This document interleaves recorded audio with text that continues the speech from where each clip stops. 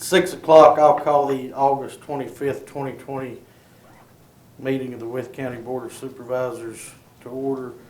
This evening we have Pastor Colleen Montgomery from the Holy Trinity Lutheran Church to provide invocation. If you would please rise and remain standing for the Pledge of Allegiance. Pastor Montgomery. A reading from Ephesians. But now in Christ Jesus, you who were once far off have been brought near by the blood of Christ, for he is our peace. In his flesh he has made both groups into one, and has broken down the dividing wall, that is, the hostility between us. He has abolished the law with its commandments and ordinances, that he might create in himself one new humanity in the place of two, thus making peace, and might reconcile both groups to God in one body through the cross, thus putting to death that hostility through it. So he came and proclaimed peace to you who were far off, and peace to those who were near. For through him both of us have access in one Spirit to the Father. So then you are no longer strangers and aliens, but you are citizens with the saints and also members of the household of God, built upon the foundation of the apostles and prophets, with Christ Jesus himself as the cornerstone. In him the whole structure is joined together and grows into a holy temple in the Lord, in whom you are also built together spiritually into the dwelling place for God. Let us pray. God, our refuge and strength, you have bound us together in a common life. In all our conflicts, help us to confront one another without hatred or bitterness, to listen for your voice amid competing claims, and to work together with mutual forbearance and respect. I pray especially tonight for this Board of Supervisors as they seek to lead our community through a time of uncertainty. Help them to make wise decisions to protect all of us. Through Jesus Christ our Lord we pray. Amen. Amen.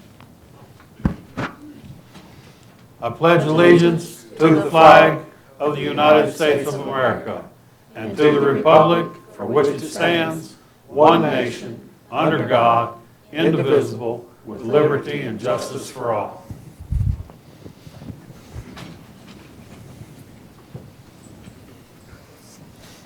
First item on the agenda is citizens' time. We have several people signed up. First on the list is Mr. James LaRue.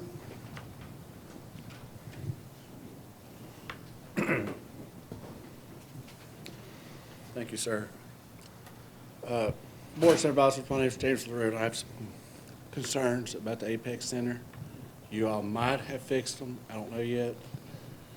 But about the air and soil quality, I know in January it was brought up by some contractors that they got sick. Have y'all had them tested, and what was the results? I haven't seen anything. You know, I'm trying to do this because my kid has Down syndrome. If I take him, he gets sick, there's nothing they can do. They won't put him on a vent. Plus, the other thing I have is, when I did take him, the rocks to go in on the handicap accessible, I could not get the stroller in. It would sink. Then I had to take him around to the dirt. I couldn't get him up the steps without taking him out of the car seat and carrying him. And my thing is, I've been a firefighter and EMS here for the last 13 years. I retired from the EMS. I'm going to retire from the fire department, just so I can spend more time with my son. But, you know, if something happened and they couldn't get a stretcher in there for that patient, and let's just, for some reason that patient died, who is that family going to sue? Is it going to be the Board of Supervisors? Or is it going to be the Apex Center? You know, as a concerned citizen, I see my taxes come in, and I like the place, don't get me wrong. But I want it to be safe. That way, if anything did happen, like any other citizen here, I don't want to see us have to go in the hole for a lawsuit because someone lost a life. You know, as a hindrance to the EMS that they couldn't get to that patient. You know, my question is, what can we do to make it better? Because I took him one time, I haven't been back for any of the events that I would like to go. But without getting him in, besides carrying him, it's not really feasible for me. So that's what I'm bringing up for concern is the soil and air sample, how'd that go? Because I haven't heard. I've been looking on YouTube, trying to get through the supervisors meetings, and haven't heard anything. And Mr. LaRue, you can get with Mr. Bear, was it the state done their testing? Yeah, state did their testing, And then- yes, they did their testing. Ms. Lou, if you don't mind, and if your name and number is on it, we'd like to It give is. you a call. I'll put you in touch with the Apex Authority who does Okay. oversee the operation, and they can review with you all of your concerns about Okay. handicap accessibility. And go over there's handicap parking lot accessibility to the main level. To get down to the lower level, there is not internal thing, but there's an external sidewalk that goes down to that area. And I'll have them go over it with you and make certain they're meeting your concern. Because, I mean, the last time I was there, it's just like big rocks going into the upper level, and like the stroller would just rock, and you couldn't keep it safe. And, this is my second child, and of course, him having Down syndrome, I really don't want to lose him, because it was a gift from God. After 11 years with my first kid, just turned 12, God gave me the other gift. And I really just, I'm just more concerned for his safety. We're interested in him being able to get in and have a good time. Okay. So, Oh, thank you. I didn't want to stir up a can of worms, but, I was just trying to find out about the soil samples and all that. And, okay. And just, JW, just make sure the first 3 digits is 266? Yes, sir. Okay. Your handwriting's a little bit like mine, but I decided. Well, I mean, how many years have we known each other? Yeah, there you go. But I didn't want to stir up a can of worms. Like I said, I just concerned citizen. But that'd be fine. Thank you all for the time. Thank you. sir. Thank you. Next on the list is Miss Linda Meyer. Good evening, gentlemen. I have a question and a concern and maybe something you should think about. The proposal for the solar business, being that it's such a large expanse of property, let's say almost 1,000 acres here in Wythe County, I've been doing a lot of reading lately, and there are plenty of places out west and all over the United States that the property has been bought up by, let's say, foreign entities. And I would like to know if there's any way we can ensure that that property, if it ever goes belly under or it gets sold, if there could be some kind of a caveat attached to the property that it could only be sold to Americans here and not a foreign entity. So it's an interesting question, and to see, I would certainly hate for that expanse of land to be purchased by a foreign country for nefarious use or whatever. So it's something to think about, if you could possibly put it in your minds. Thank you. Thank you. Next up is Eloise Turner.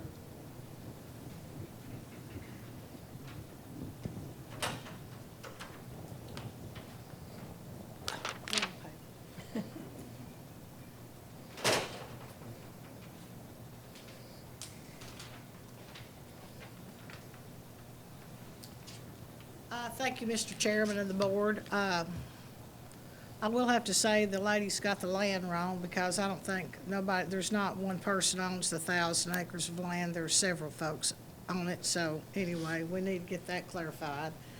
But anyway, I know that you all have a high value on landowner rights, and I'm here to support the project. I think it's great. I think it's just clean air. It's good. There's no damage to be done. And this is my property, and this is what I really, really want to do with this. I really think that it's an asset to Wythe County to get all that $100,000 worth of revenue. It's good for me. It's good for the county. It's just sitting back there out of the way. And I just want you all to use the land that you see fit, and please let me do that. I know if it was your all's farm, you all want to do what you want to do. I mean, I'm not doing anything illegal or anything bad that ever even hurt the state or Wythe County. And this is a good project, and I would really like for you all to come and look. I think if you all came and looked and see that this land just keeps going straight in a valley, it's not spread out along the road, it's just a narrow valley, I think you all would be you all would just really like this project. And the planning commissioners all came, and every one of them was really impressed. Mr. Coy McRoberts came, and he was impressed. He thought it's deep. It's a deep valley. It's a dry land farm. And I really want you all to support my right as a landowner and more landowners here in the state of Virginia and Wythe County. And thank you all very much for your time. Thank you. Thank you. Next up, Mr. Matt Hooper. Thank you, Mr. Chairman. I'll try not to take up too much of your time tonight. First off, I hope you guys received the package that I sent to all of you this weekend about the Wythe County Solar Project. Obviously, we had some maps, some studies, some more information. I didn't want to overwhelm you, but this is the part you didn't get. So this is the PBR application, which includes over 300 pages of environmental assessments. This is not only available in the Barron Springs Post Office for anyone to review in person, but we also made it available on our website. So I didn't want to send you this in the mail, but it's available, always has been since June, to the public. Next, I wanted to echo Ms. Eloise and invite you to the site to see the project. You know, when you think about developing a 700-acre site, it sounds like it'd be very visible, but actually where this is located is comparatively not very easy to get to or see. It's kind of essentially tucked back in a holler. So I do encourage you to come see. As she mentioned, Supervisor McRoberts came, the Planning Commission came, and I think they all found it very helpful. I'm happy to coordinate with you guys day, evening, weekend, but I'd like to take you out there if possible. I think it would really give you an idea of what we're trying to accomplish here, and also the level of detail that we've taken into this design to be thoughtful and considerate of the rest of the neighbors in Wythe County. And finally, I know you've heard different concerns from citizens, particularly about health and safety of solar. You're taking some additional time to determine what you want to do regarding the project. So I did actually want to bring an expert who I've worked with before on health and safety and solar. He's going to speak after me, but obviously we're both here to answer any of your questions that we're able to. His name is Tommy Cleveland. He's a consulting engineer and an expert on solar energy. He was at NC State for 12 years, and as part of that, he was part of the NC Clean Energy Technology Center. And since then, he's been working as an engineer at a nonprofit consulting company that their primary role is commissioning solar farms for Duke Energy. He also wrote a number of the publications that I sent you and has written several more. But if we have an expert on solar who can answer your questions or concerns about the generalities of a solar farm, he would be a wonderful expert. He's unavailable for the September 8th, so I wanted to get him here and have you give you the opportunity to ask him any questions that you had. So that's all for me, but if you have any questions, I can take them now or after. Yes, sir. This property being sold or leased? The property is under lease. Just to follow up, I assume it's a long-term lease, Yes, sir. Typically, these leases are around 35 years. So basically the life of the project. the life of the project, yes, sir. That's all I have. Right, thank you. Yep. Thank you. Thank you. Mr. Cleveland? Yes, good evening, Board. As you heard, my name's Tommy Cleveland, and I appreciate the opportunity to speak a few minutes with you about potential health or safety impacts of solar. My background is my whole career, I'm an engineer, my whole career has been in solar energy. At NC State, I was at the Clean Tech Center in North Carolina, started developing solar farms really after anybody but California. So a lot of the questions about, well, what are the health or safety impacts of this technology came to me at the center, so I did the research needed to answer those questions for cities and counties across North Carolina and developed an expertise on the technology and specifically potential health or safety impacts. So I know I don't have much time now. I'll give you a little summary, but I hope I'd have the opportunity to answer some of your questions as well. I think it's important to understand that the panels being proposed here have same technology has been used around the world for decades and studied for decades. So it's well understood, what's in the panels, how they work on day one, but also how they work 30 years later. And the summary of all that experience and research is that they don't produce a negative health or safety impact or risk for neighbors or the community, or they don't limit the ability to farm land nearby or raise any animals nearby. The panels themselves are most of what's out there, and most of the panel, the weight of the panel, about 75% is tempered glass. The other components are really almost all really common building materials. There's some adhesives that seal out moisture. The same adhesives used in car windshields. So if the panels break, all that glass stays together just like in a windshield. Silicon is used for the actual solar cell, and that silicon is refined from sand, and it's more than 99% pure silicon to make up the solar cells. And then there's little bits of metal, a number of different metals, aluminum, copper, and lead that are used in the transfer of the electricity through the panel. And there's no liquids. If the panels break, it's not challenging to pick them up and remove them. The other components of a project are, primary components are an inverter and transformer, and there's nothing that causes hazards or risk to the population from those pieces of equipment. And the transformers are really not unlike transformers that are behind industrial and commercial buildings all around the county, around the country. I can keep going. I don't want to be respectful of your time. I know I'm limited on time. My conclusion is, from all my expertise, is that this project would have no negative health or safety impacts on the community, and in fact, it would mean less coal and natural gas are being burned at nearby power plants, so it would reduce pollution in the community by reducing the coal and natural gas being burned. I welcome questions. Hope you take the opportunity to be able to have any questions answered that I might be able to answer, but I'll stop there. Anybody have any questions for Mr. Cleveland? What about the cleanup after the 35 years lifespan? Yeah, the system would, I don't know the specifics of the contracts here, but the system would be decommissioned. I mean, it's possible you could remove the old panels, depending on the agreements here, remove the old panels and put new panels out there and keep the system operating from a technical point of view at least. But construction or decommissioning is really just the opposite of construction. It's very straightforward. There's not a lot of experience decommissioning projects. There's almost none, but there's a lot of experience building them. And decommissioning is really just building them in reverse. It's very simple to do. You're disconnecting wires, you're taking off bolts, and the panels sit on long racks that have steel posts in the ground. Those posts are just pushed in the ground, pile driven in the ground, and there's equipment that comes by and just shakes and pulls those posts out of the ground.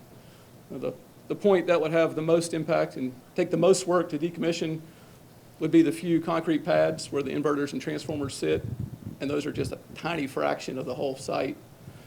And then the gravel roads that would be throughout the site would take some work to pull out the gravel, pull out the roads. There'd be no surprises about it.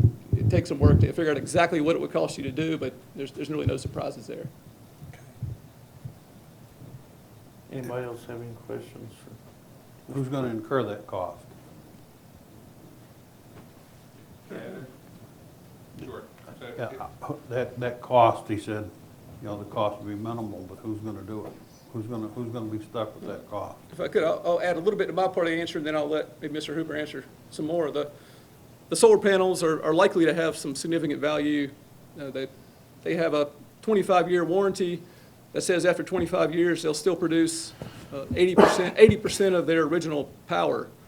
So it's quite possible, and it's what's happening now to old panels that come out. They still have some value as a working solar panel, like a second-hand solar panel. There's also lots of steel, aluminum, and copper that comes out that has pretty significant just normal recycling value. So that helps offset, might even more than offset, depending on what you sell the panels for, more than offset the decommissioning cost. But I know that wasn't quite your question. I'll let Mr. Hooper. So I can answer that. Within all of our land agreements with our landowners, we actually have the commitment to decommissioning for the project. So that's built right into that commitment with the landowner. That's part of the 35-year lease. But also, so in areas where we've had to do studies about the decommissioning cost, typically the salvage value outweighs the decommissioning cost because of the recyclability of materials in 35 years.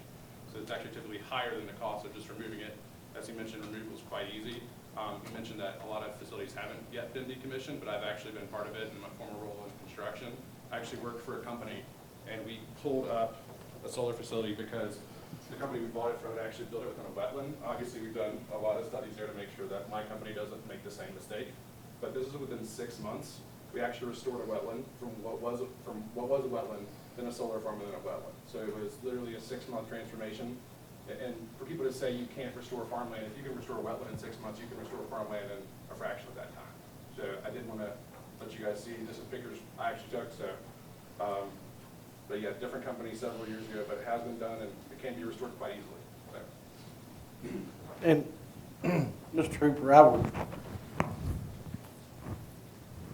venture out to assume that the long-term plan would be to renew the lease at the end of 35 years.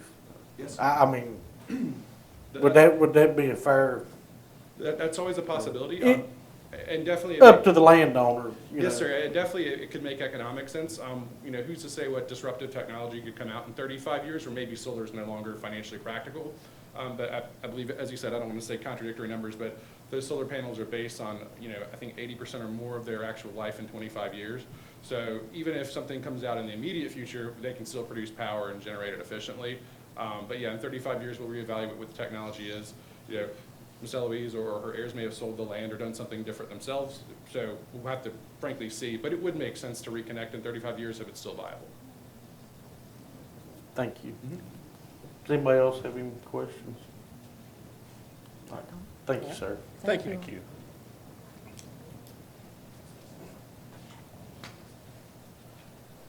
That's all we had signed up for regular citizens' time. I know there was a couple people come in late. Anybody else wish to speak? Hearing none, I'll close the regular citizens' time. Move on to the agenda. Next is a public hearing, amendment number 1 to the Mills Tax Ordinance 2000-02. I'll read the notice of the public hearing.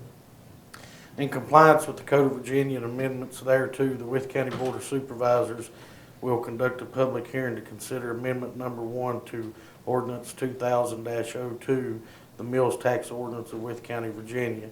The Board of Supervisors will hear comments from citizens concerning the proposed amendments. The public hearing will be held on Tuesday, August 25th, 2020 at 6 p.m. in the boardroom of the Wythe County Office Building, 340 South 6th Street, Wytheville, Virginia.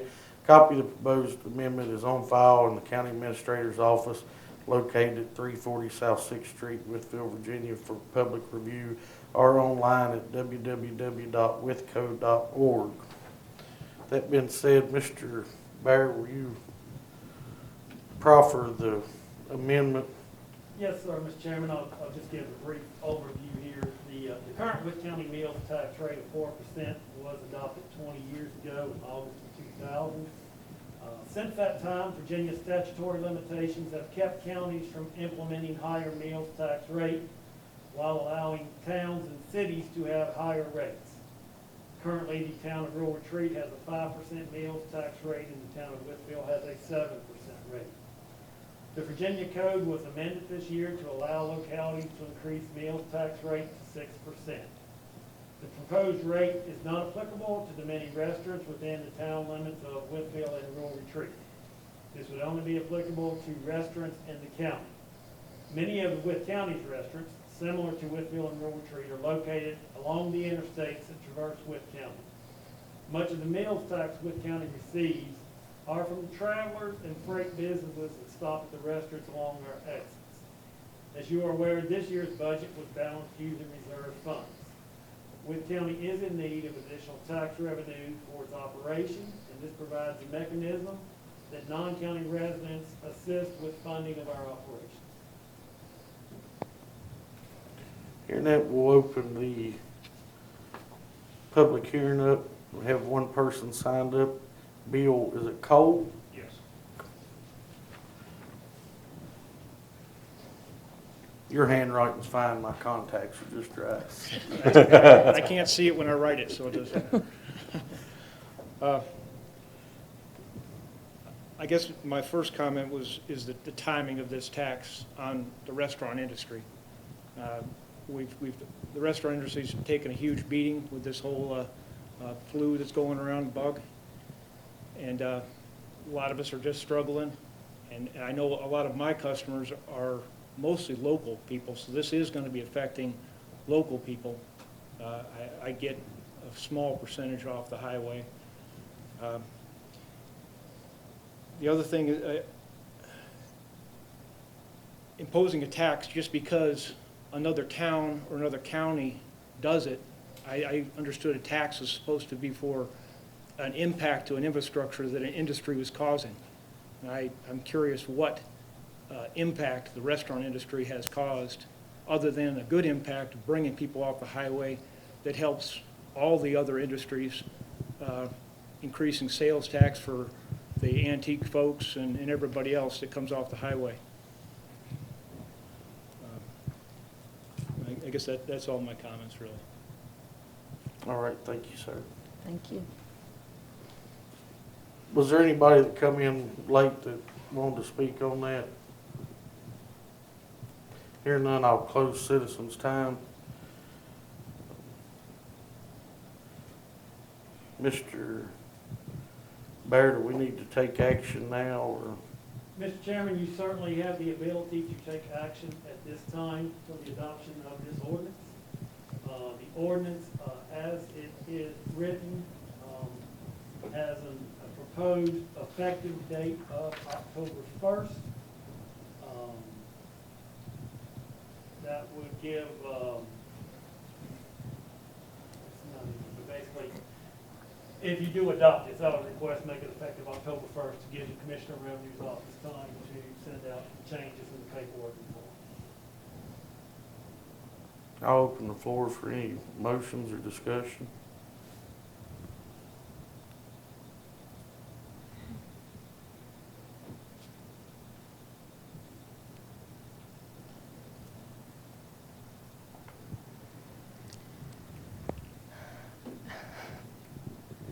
How urgent is this that we do it right now? How much is it really going to help us? The estimated revenue to come in from this, obviously during non-COVID years, would be around a little less than $400,000. As you all know, this year, our expenditure budget far exceeded our expected revenue budget. And we are pulling from our general funds to balance our budget. I think last month I reported we were down about $2 million from the year end from the year before, if I remember that's correct in the process. So one of our decisions was not during the budget time to do a tax increase, even though we had some shortfalls in revenue. So from a revenue perspective, we do need to look at increased revenue coming into the county and or decreased expenses, and that was discussed. To put it in respect, this is 2 cents of real estate tax would bring in about $450,000. So if you increase the real estate rate 2 cents on, and that would only impact with county citizens, that would not impact anyone traveling. So from a revenue perspective, additional funding is needed.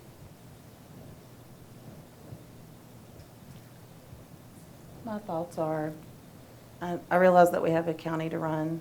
I realize what we're up against. But honestly, I hate to do this right now. That's just my 2 cents. We only had one citizen or, restaurant owner come and speak. I realize that, so it doesn't give us a lot to go with. But, he's not in favor of it. And I can see where he's coming from.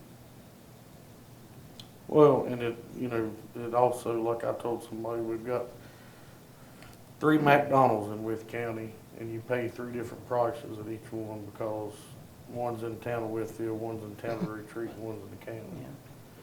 Yeah. And nobody likes to raise taxes, but the gentleman that just walked in earlier sitting up front, Dr. Jeffries, we've had this discussion before. School system gets 100% 100% of our It's roughly around 100% of our real estate in personal real property. estate per property. I mean, nobody likes to raise taxes, but, you know, we have to have money to run this county on. And I would rather raise this than raise real estate or personal property. I'll agree with that, Mr. Chairman. I think that's the smartest thing, and I'm in agreement. I don't want to see the taxes raised, but kind of the point we're in the corner, we don't have much of a choice, and this is a much better option to raise the food tax than it is to raise real estate tax. That's my opinion, for whatever that's worth. So, I mean, for me, I guess I'm kind of with Ryan. Is this something that we have to act on right now? Well, I mean, we can act on it, we can table, we can change the effective date.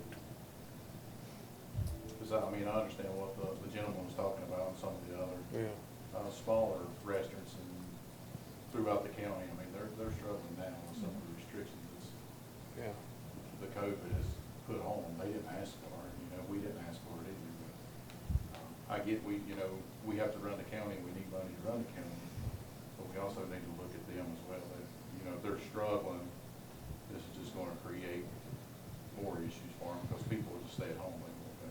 Especially the local folks. And I get the people traveling, they're going to eat regardless. But, you know, I don't know if this would be the right time.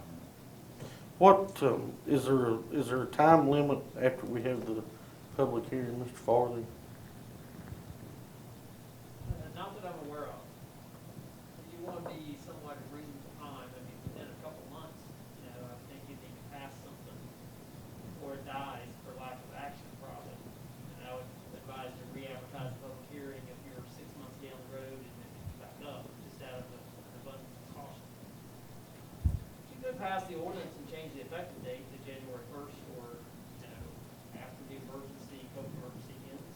And that's kind of a moving target. Yeah, I don't know if I'd do that. I don't know. Depending on who you talk to, it's never going to end. True story. I understand the need for it, I really do, but my gut tells me not right now. And the only thing I would say is basically, with the revenue we're talking about, you can look at $100,000 every quarter. So if you waited until January, you'll put $200,000 into your budget this upcoming year.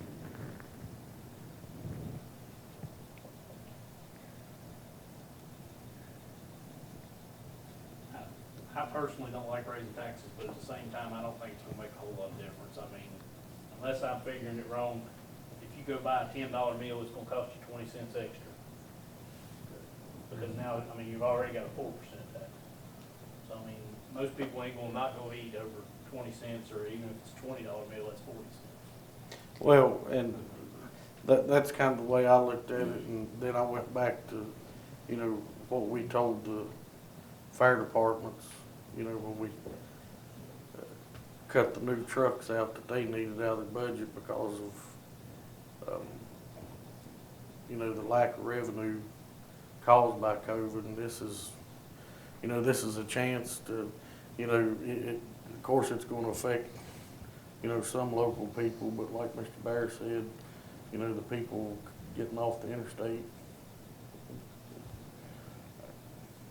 I don't think we can have it both ways, you know. And these people are going to be coming back because we told them we'd look at it, you know, the first quarter, or after the first quarter to see where we were at financially, so that's. I think in the next several years, we're gonna come into having to pay a lot more money than what we are now.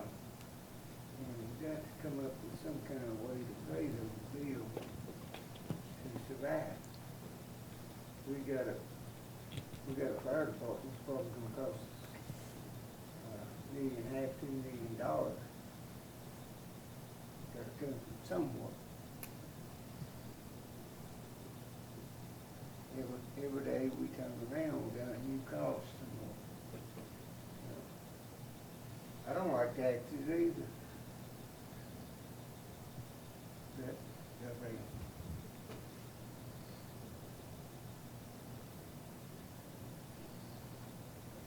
Mr. Cook? I'm just not sure it's the right time. I mean, I know we need to do it. I just don't know when the right time to do it is.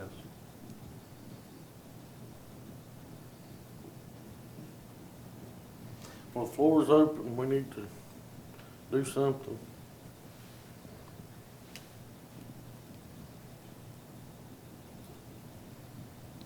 Mr. Chairman, if there's no motion, you just move on.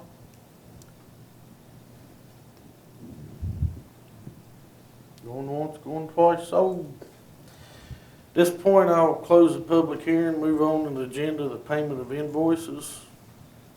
Make a motion, we pay the bills. Second. Have a motion, and a second. Is there any invoice any member wants to pull out or discuss? Here now, we'll do a roll call vote. Mr. Smith? Aye. Aye. Aye. Aye. Aye. Approved. I don't know how many times you voted, Mr. Charles. Approved 12-0. Minutes of our previous meetings, August the 11th, and the work session on August the 12th. Entertain a motion to approve. Second. Have a motion, and a second. Any additions or corrections? Here now, we'll do a roll call vote. Mr. Terry? Aye. Aye. Aye. Aye. Aye. Aye. So approved. Moved on the agenda to old business, Branch Botanicals. Mr. Baird? Yes, sir, Mr. Chairman. As you all are aware, we have had discussions with Branch Botanicals. They did come in about a month ago and pay the county or repay the county for a tobacco grant that they have received and with opportunity fund grant that they have received. Mr. Tolley is here today with us and would like to present information about their interest in the land that they still own, have a promissory note on, and for their future here in Wythe County. Mr. Tolley?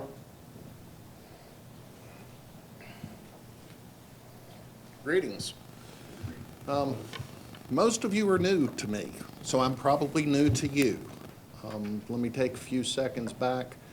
I know Mr. Horney remembers us well. Branch Botanicals came into Wytheville about 4 years ago to look at growing a very specific cherry tree to generate product in the commercial market.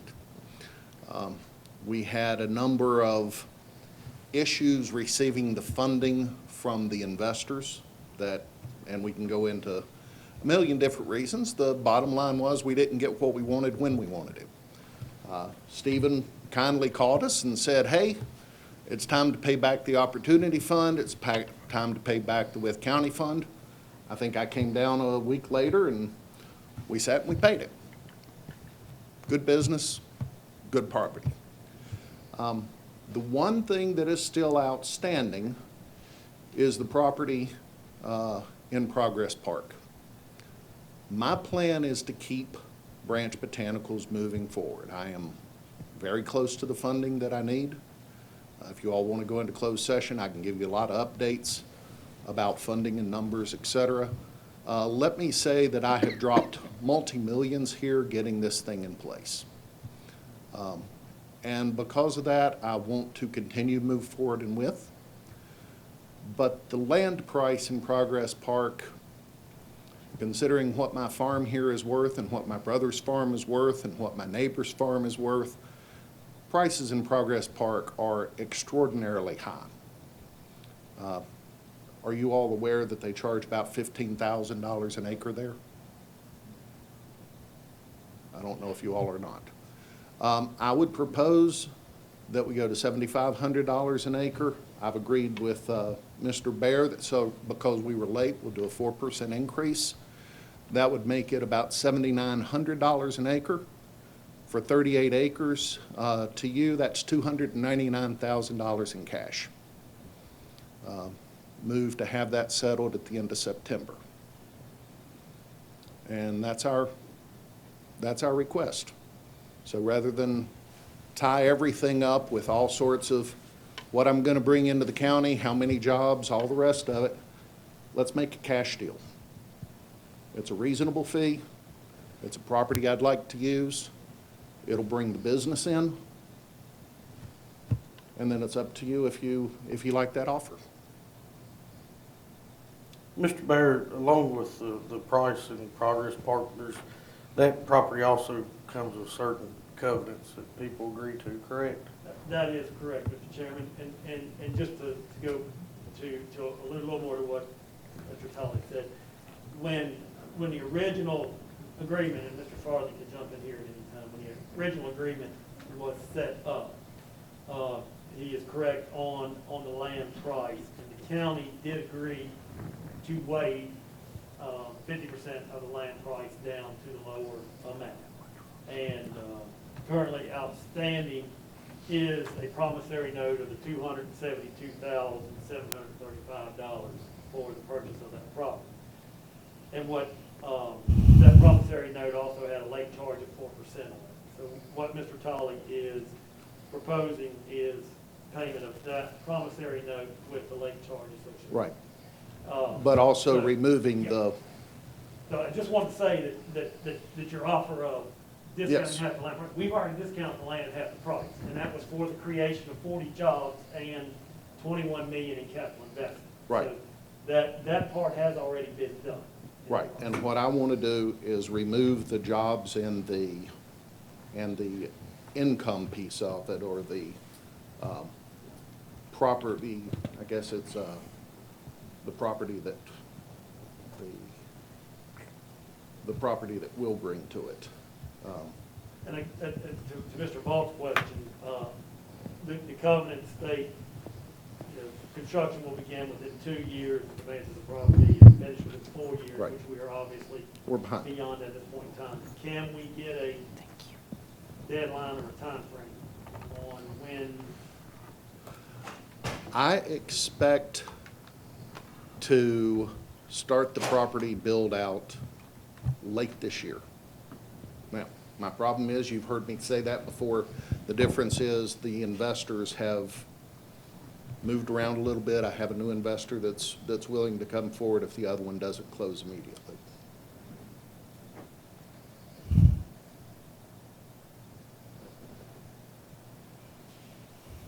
Are you looking at the same capital investment of about 22 million? I think long-term, yes. It's just not going to happen on the calendar time that we had put forward.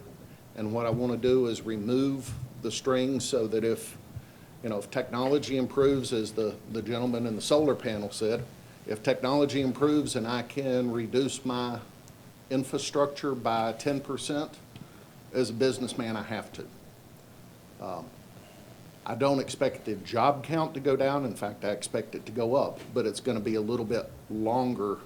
We've learned a lot. We've spent the last 3 years growing plants out at the Terry farm, right on the border of Smith and Wythe. And we've learned a tremendous amount from the Terry family on growing this in Wythe County. The product that we brought out actually started in Oregon, so we had to modify a lot of processes to get it here. The beauty of the product is that it has very large market opportunity. And I believe my plan is, if we keep the land here, then what I will do is make this the final processing facility. So I will have other facilities around the country growing trees as well, but the final mix goes here.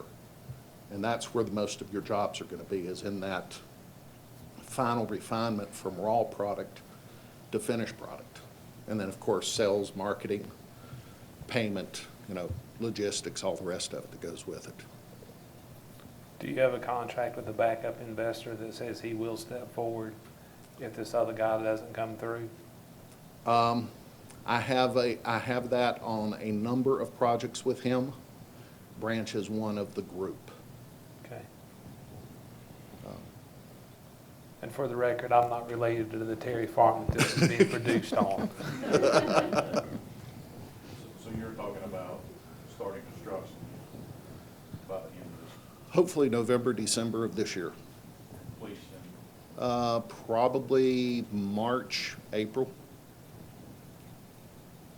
That would get me into the factory with equipment in May, June, July. First run of the factory is in July, and then we'll do processing in August, September.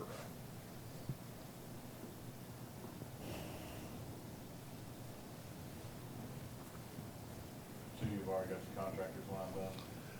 I have my contractors that I prefer. When the investor comes in, I'll guarantee you that he has at least one other that he wants to interview.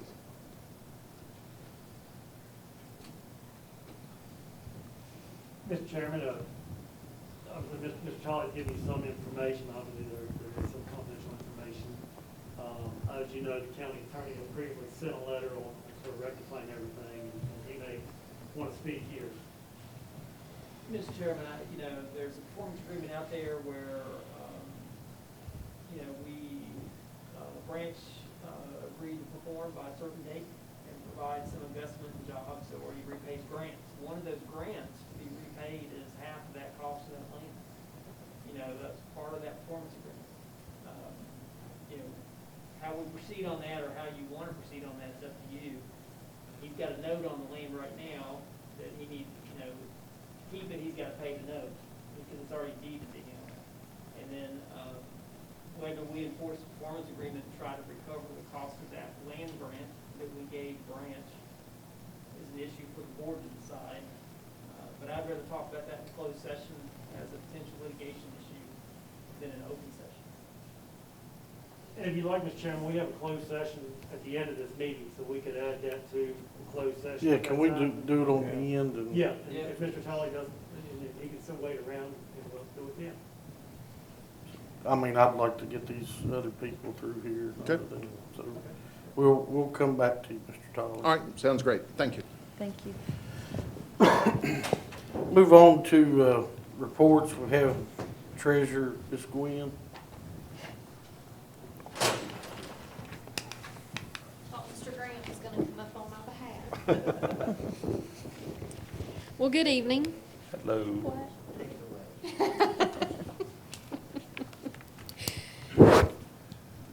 Okay. I'll begin with the financial report.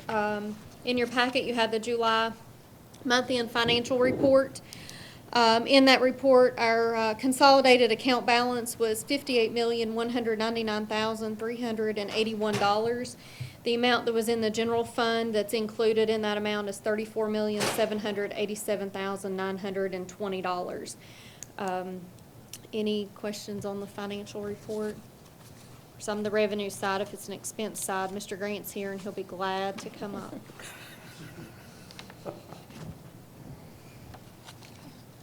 All right. Well, just kind of an update of what's going on in the treasurer's office. Mrs. Vaught and I have been working the last several days to a week trying to get through the processes of preparing the tax bills and things like that. We're pretty much complete with personal property. We're about, I think, maybe 75% of the way there on real estate, I think. We've run into a few hiccups, but we've been working on that all day today, trying to get through that. So very soon, everything will be fully in the treasurer's office. We'll start doing our work that we have to do and start getting those bills ready to go to the printers. And hopefully, early October is my goal to have the bills out, but I'm going to give myself a little bit of cushion and say that those should be out no later than mid-October. So that's my absolute latest time frame that I want to have those out, but that's my personal goal. So that's kind of what's going on with us. But once we get everything nailed down a little bit more, I'll, or one of us, both of us, will give more tax information to you at the next meeting and be able to tell you exactly where things stand and what's going on with the process. So. Don't all of you all look happy about getting tax bills? Everybody got this real serious look. Can I get all mine in one envelope? Well, we used to do that. We would combine by address.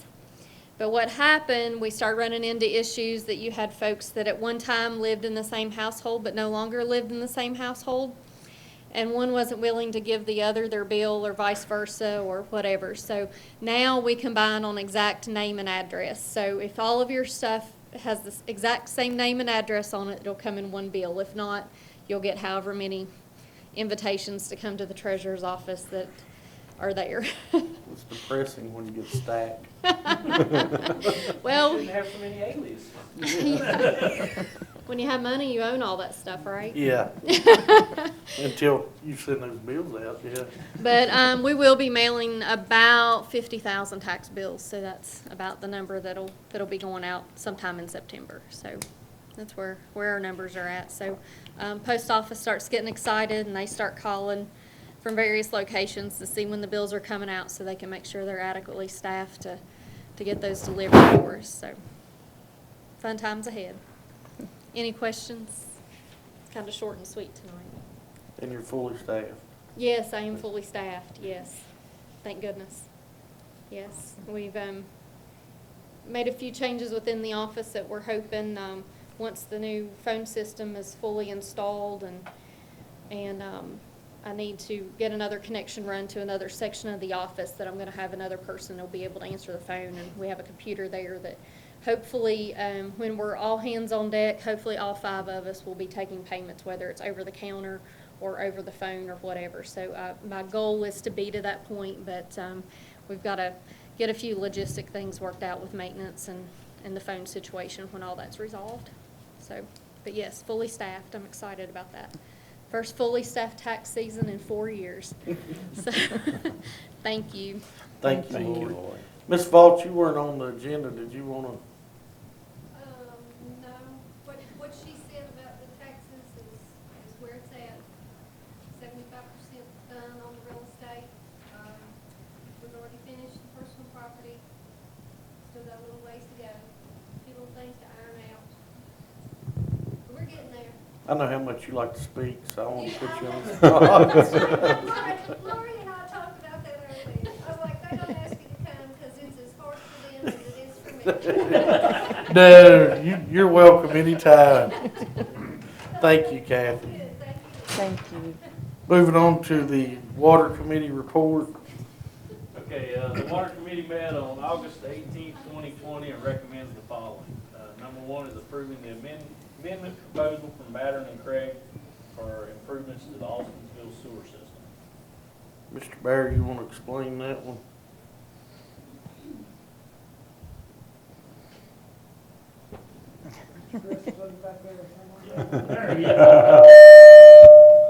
Yeah, Mr. Chris can come up and speak. This is on the $10,500 for the testing of the plate field. Yeah, the amendment, which these funds were accounted for in the budget, original budget, but there's no budget amendment required. Basically, when we do a project, typically the contractor, a lot of times in the specifications or the contract documents, when we bid a project, the contractor is required to secure the services through the compaction testing. Which in most cases that works out well with a water main testing, but in turn they increase their cost because they have to cover those testings, that testing, and then they have to secure an outside consultant to do that work. What Mattern and Craig has done is just provided us a proposal to do that, so we have a better control over that. They're going to have the on-site inspector there already, so that inspector will be able to perform those compaction tests and select the locations. I think we'll get a better quality job that way, and I think in the end that will save us some money because the contractor would have to do the same thing. He would have to hire someone like Mattern and Craig, and he would have a markup for that cost. So this amendment request is basically to cover that cost. And while placement is always critical, it's one thing when it's alongside the road. The sewer lines in this situation run in the backyards and front yards of a lot of the houses in there, so That's it right. needs to be compacted well. Coming from committee doesn't need a second. Anybody have any questions? Here now we'll do a roll call vote. Mr. Smith? Aye. Aye. Aye. Aye. So approved. All right, number 2 is approve change order number 1 to the Ricky Road Waterline Extension Project and to amend and appropriate $7,000. over there. All right, this is for, we did a survey. We had some additional funding left over in the original project budget, which was $309,000, and I think we ended up with $70,000 or $80,000 remaining in the project budget. So we looked at extending the water line out to Stone, no, it's Stone. What's the name of that road? Green pasture lane. We had about 5 or 6 residences out there that we were concerned with maybe wanted the water, so we surveyed that area and we got a good feedback. We then had our consultant look at the estimates to run the water line out, the additional 1,300 feet that was required. And so this change order is for that. The additional 7,000, the estimate for the work put us slightly over budget. We don't feel like we're going to go over that amount because we had additional money built into inspection and we had another $18,000 in contingencies. So I feel like we'll be within budget, but since the estimate is over, the $309,000 rural development requires a letter from the county that says if you happen to go over, you'll cover the additional cost. So that's simply what the request is for the change order, and then we have to send rural development a letter that says if it goes over, we'll cover that additional cost. But I personally don't feel like we'll be there close to that. So. Coming from committee, it doesn't need a second. Do a roll call vote. Mr. Terry? Aye. Aye. Aye. Aye. Aye. So approved. All right, the third one, do we need to do all these I would individually, or is it just group? say, approve the ones that's listed in a block. That would be fine. Okay. Authorize the following accounts to be written off, including as presented, or you don't need them all written? Okay, good. I hate to murder somebody's name. I'll go ahead and profit for this for Mr. Chris because I was in that committee meeting. These are all accounts that people are either deceased or basically there's no way we can recover. Home sites, yeah, A couple of them are home sites have been destroyed, yeah. Come committee doesn't need a second. We'll do a roll call vote. Mr. Smith? Aye. Aye. Aye. Aye. That's all from the water committee. Moving on to new business, the consent calendar. Entertain a motion to approve the consent calendar as presented. So moved. Have a motion, have a second. Have a motion, a second. Any question or discussion? Hearing none, we'll do a roll call vote. Mr. Smith? Aye. Aye. Aye. Aye. So approved. Next on new business is the Virginia Loggers Association.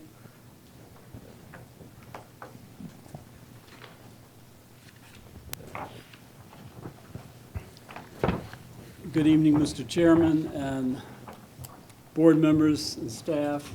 I appreciate this opportunity you've made for me to make a presentation on behalf of Virginia loggers. I'm actually not sure if there are any loggers in Wythe County, but for what our goal is to try and get this codified, this new state law that I'm going to explain into each county ordinance so that if indeed you do have them or will have them, that it will be set. I'm Ron Jenkins, Executive Director of the Virginia Loggers Association. My wife and I, who's back there, live in Goochland County. It's beautiful, but I don't know that's near as beautiful as Wythe. VLA is a 501c6 trade association created to represent the interest of logging businesses and the forest products industry. We currently have a membership of about 330 businesses made up mostly of logging companies and mills. The remainder of our membership includes equipment, insurance, banking, legal, and supporting services to this industry. And we are statewide. We are here tonight to support our official request for loggers' relief from all personal property taxes on forest harvesting equipment. And after hearing some preceding conversation, I don't know this is the best time, but I do appreciate it. Virginia legislators unanimously approved and the governor signed House Bill 1021 into law, which moved forest harvesting and silvicultural equipment into Code Section 58.1-3505, and it authorizes local government to fully exempt personal property and tools and machinery taxes from those equipment. But what kind of equipment is this? It includes all non-titled equipment used in commercial forest operations and silviculture. These include tree cutters or feller bunchers, skidders, loaders, and chippers. The Virginia Loggers Association worked with the Virginia Farm Bureau in 2019 to create a grassroots county resolution in Pittsylvania County and others. The resolution was support for an exemption of personal property taxes on forest harvesting equipment and approved at their annual Virginia Farm Bureau meeting. Silviculture is just a fancy word for forestry and growing of trees and harvesting, and it is also listed in the Code of Virginia under 3.2-300 in the definition of agriculture. Delegate Leslie Adams of Virginia's 16th House District helped with creating House Bill 1021, which had the support of Virginia Farm Bureau, Virginia Forestry Association, Virginia Forest Products Association, Virginia Association of Counties, and the Virginia Agribusiness Council. The bill received the unanimous support of the Virginia House of Delegates and the Virginia Senate and was approved into law by the governor in July 1 of 2020. Our goal is to achieve 100% Virginia County approval to fully exempt all personal property and taxes and machinery taxes on forest harvesting equipment. The reason for this request is financial hardship. It's caused by a decline in many of our markets. All of the forest products broad markets have been slowing since 2019 and have worsened following the COVID-19 virus. Virginia loggers have lost several markets in recent years, including Mountaintop and Dungannon, Domtar's closed in Tennessee, Bear Island and Ashland, Versa and Loop, Maryland, and there are many quoters almost daily at West Rock and Dominion Energy. VLA was excited that Musser Lumber Mill was actually making investments here in Wythe. Some mills have reduced their demand so much that some loggers are only able to work 3 days a week. The annual personal property taxes and tools and machinery taxes place a heavy burden on our loggers who are struggling with the economy to keep their businesses open. When markets are down, loggers must keep making payments in equipment, stumpage, and other expenses to keep their employees. According to the university studies, logging is a low profit margin business where small slowdowns in markets can quickly put logging businesses in the red.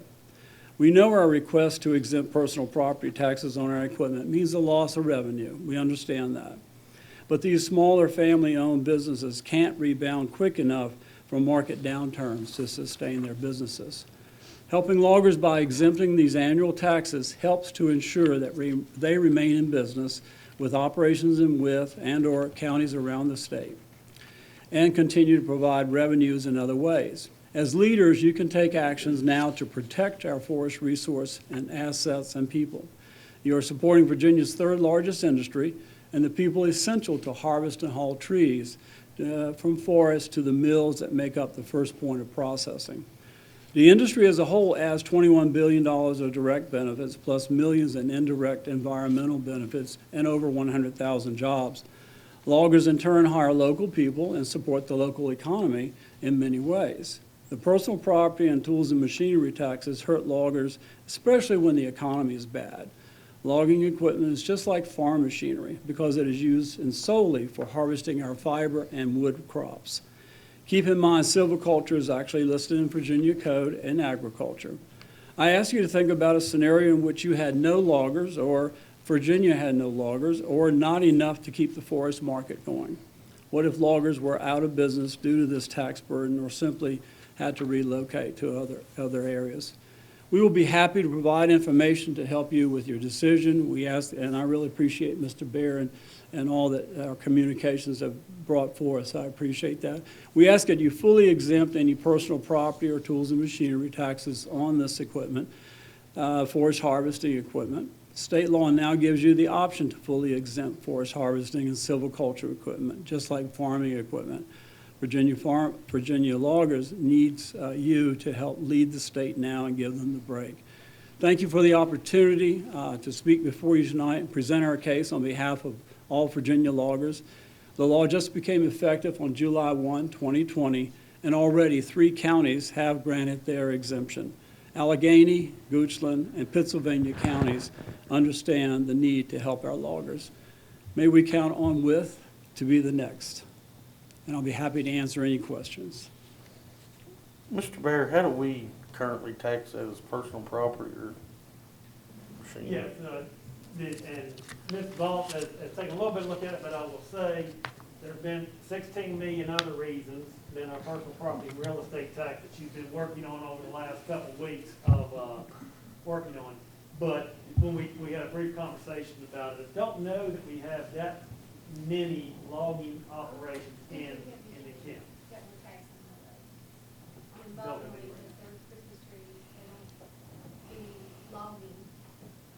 That would be one of my questions. How does this affect the Christmas tree industry, the equipment they use for harvesting those? I'm not sure that it actually affects it at all. It's commercial forestry or commercial harvesting is, think of it as a crop, and we think of it, that's how we thought of it when we went to the General Assembly for this. It's a crop like corn, except it just takes much longer to grow. And so the kinds of equipment that's used is very large and very expensive. For a young logger to even think about getting into a logging operation, you're probably looking at about $1 million to $1.5 million on new equipment just to have a small crew. So it's very large. It's used only, you can only use it just to cut the trees. And so Christmas trees are usually done with, I guess, either hand or it's just done some other way smaller. This equipment, though, takes larger trees, and it's what we use for our wood products. It's the paper that we have and all of the essential kind of products we have in our home. So I don't, it was not intended for Christmas tree farming. It is more of the commercial where you see a large tract that's being harvested. And it really can't be used for anything else. It is strictly for that.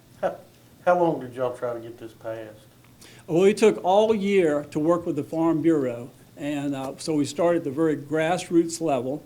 And So it was just 1 year, though? Well, actually, that's the amount of time I've been involved with it. The person that actually helped with this in Pennsylvania had been working on it, he tells me, since 2008. So he'd been talking with his board, he's been talking with the Farm Bureau and trying to build that, and finally it just happened in 2019 that they were willing to take a resolution, take it all the way up to their annual meeting. And we felt that was very important because we feel akin to farm products. I mean, I agree with it. Until you sent the letter, it was one of those things I never thought about it. I mean, you can go out and buy a farm tractor and a bush hog and you can use it on a farm, or you can start a landscape business. I guess you can use a feller buncher to cut down a couple of trees for somebody. I don't know if it's cost effective. It takes a couple of acres, sir, yeah. To even set up on a logging. This is much, much larger than just either arbor, where someone's trimming trees or taking down a tree. And there may be a guest that I have invited, Mr. Jeremy Turman, and they're, of course, nearby, but I'm not sure he actually can make it tonight. So, but he was planning or had been invited to speak. Mr. Chairman, one of the questions I've got, obviously, this is like personal property. It's all where it is cited on a certain day, correct? Yeah, that is my understanding, that it's the county where the equipment is located on the January 1st of each year.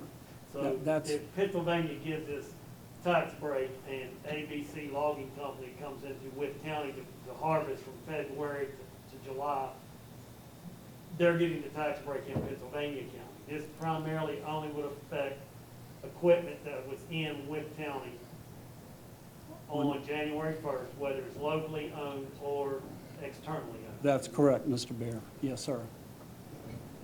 So, it's a great lumber was that was one of that. I think that basis out of independence around the county. Yes, sir, Hillside, I believe, and we know that there are loggers that operate in here. We just don't know. I will be honest that I do not have members that are listed in my membership rolls who are from Wythe, but we're not here just for our VLA members. We are here for all Virginia loggers and understand that they need this help. But it might be a perfect time, Mr. Chairman and Board, because if you don't have the equipment being taxed now, it would be zero sum to the county. Well, I'll just tell you, you got VACO on board, they want to tax everything, so. I did. I couldn't believe it. They were at every committee meeting and voted or stood up in front of the committees and spoke in support. Mr. Bear, how would we do that since it was effective July 1st? Would we post date it or? Well, what we would do, we'd have to adopt the, and I'm assuming it is an ordinance that is required in the process or the establishment of that classification of real estate. Yes. We would work with the county attorney in drafting the language for such an agreement, and it would be, I don't know if we could backdate it, I think we can make it effective immediately, but obviously, if we get it done before January 1st, that's when the assessed value would be. What's other thoughts? I'm with you on the farm business. Yeah. To me, it's a no-brainer. I mean, I don't know if anybody's got a problem with it. I don't. And Goochland is a beautiful county. I spent a lot of time there when I was in prison. I mean, when I worked for the prison. Oh, did you? We have a lot of those. Well, I'm just worried. Well, I'm not actually worried. My wife, as she came through and saw all of the beautiful landscapes, look at that. Look how beautiful that is. Don't you like that? So, I don't know. Yeah, but you're close to Richmond if you need to be. Thank you. It is at times good to be able to get to Richmond to do what we need to do in the General Assembly, but she actually said, this is God's country. She said, I see why they call this God's country. So I think I agree. So I hope you stay in Wythe County tonight and eat at a Wythe County restaurant. I am going to do that, and we'll stay, and so we'll be spending money here. Yes, sir. Well, thank you, Mr. Jenkins. I actually, when I got your letter back in June, it was, like I said, it made sense to me, and I couldn't understand why they'd been taxed like that in the past, but we'll draw something up. Well, appreciate that, sir. Thank you very much. So we can count on Wythe for being the next? I don't. I know it. Motion, second, and. I don't know if it'll be the next, because I don't know how long it'll take us, but Yeah. I think it's. Well, right now, we don't have anything county attorney has to draw off the resolution, then we vote on it. I have some examples if it would help the county attorney. If you would send us some examples, that would be very good. That'll save us some money too, so thanks We again. believe. I'll be happy to. Thank you so much. I appreciate Thank each and you, every sir. one of your attention. Thank you. Next item on the agenda is Resolution 2020-29, the end of World War II. I've asked Mr. Cook, as our resident veteran, if he would read this resolution. Wythe County Resolution 2020-29 to end of World War II. Whereas on December 7th, 1941, a date which will live in infamy, the United States of America was suddenly and deliberately attacked by the naval and air forces of the Empire of Japan. And whereas this attack claimed the lives of 2,335 Americans, including 65 citizens, and whereas the Axis of power of Europe were committing genocide on a scale previously unseen in world history, and whereas around 6 million Jews lost their lives to Nazi persecution during the Holocaust, and whereas some 16 million Americans served in the United States Armed Forces, with 405,399 killed and 671,278 wounded in battle to eliminate the evil horrors perpetrated by the vile alliance of the Axis of power. And whereas a countless number of Wythe County citizens enlisted in this righteous fight, including approximately 600 Wythe Countyans who were killed in combat, and whereas the sacrifices of everyday Americans who fought in World War II have undoubtedly made for a more peaceful and more prosperous today, And whereas on September 2nd, 1947, representatives from the Japanese government and Allied forces assembled aboard the USS Missouri in Tokyo Bay to sign the Japanese Instrument of Surrender, which formally ended World War II. And whereas Wednesday, September 2nd, 2020 marks the 75th anniversary to the end of this terrible chapter in human history. And whereas this board commends the long-standing peaceful relations our nation and the citizens of Germany, Italy, and Japan have enjoyed for 3/4 of a century, and we pray this unbreakable friendship and peace will be passed to our children and grandchildren.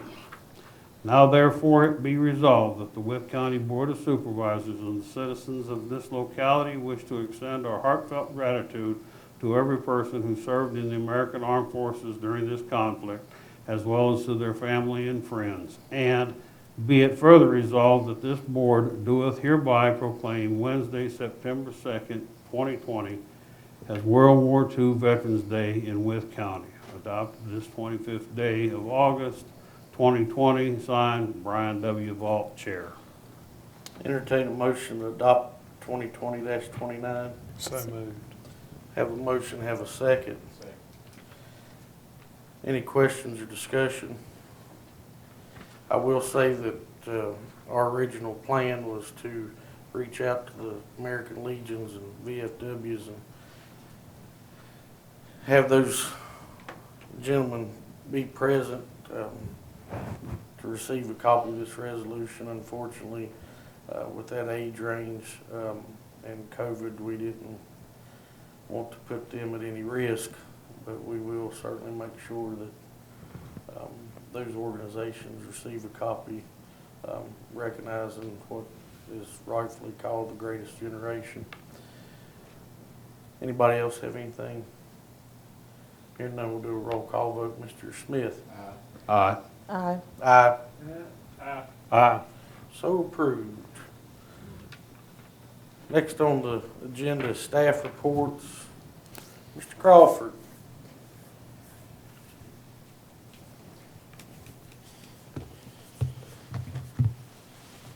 How's everyone doing? I'm glad to see you guys again.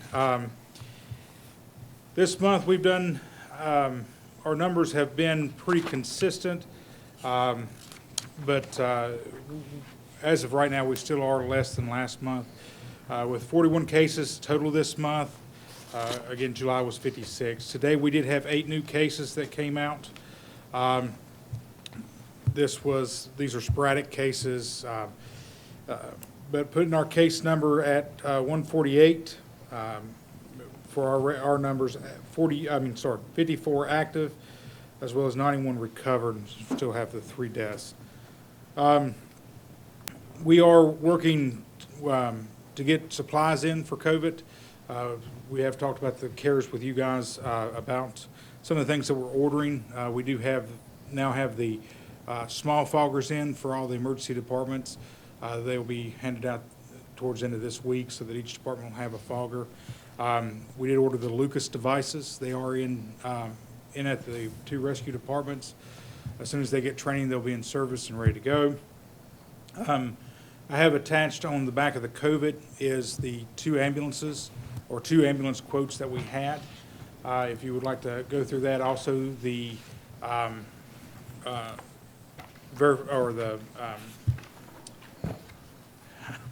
just went blank. The necessity forms for our auditors that were filled out. Those are attached to the back of that so that you can look at those. Those are the 2 top quotes that we have and what we're put into the Munis system for our purchase. We are still going to be receiving our numbers from Virginia Department of Health as is. I don't foresee us getting active numbers from them in the near future, so we'll continue on the way that we're doing at this point. So, what numbers are they? They're continuing to give us the list for emergency services purposes, and those are what I put these numbers together with, along with the state website. But that's the list that we get.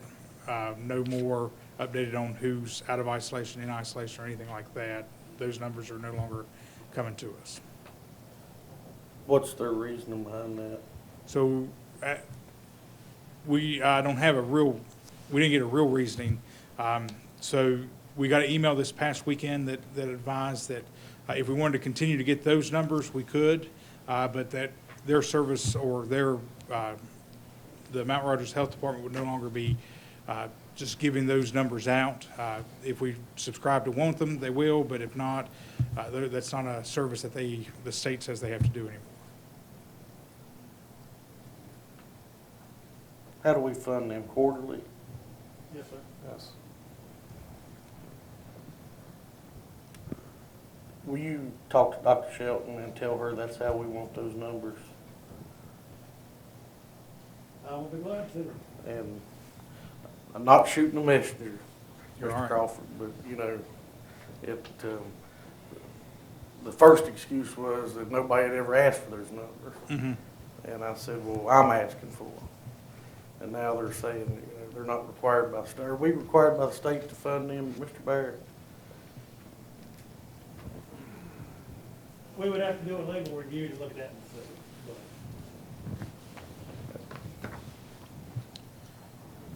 see. Okay. Any other questions? Okay.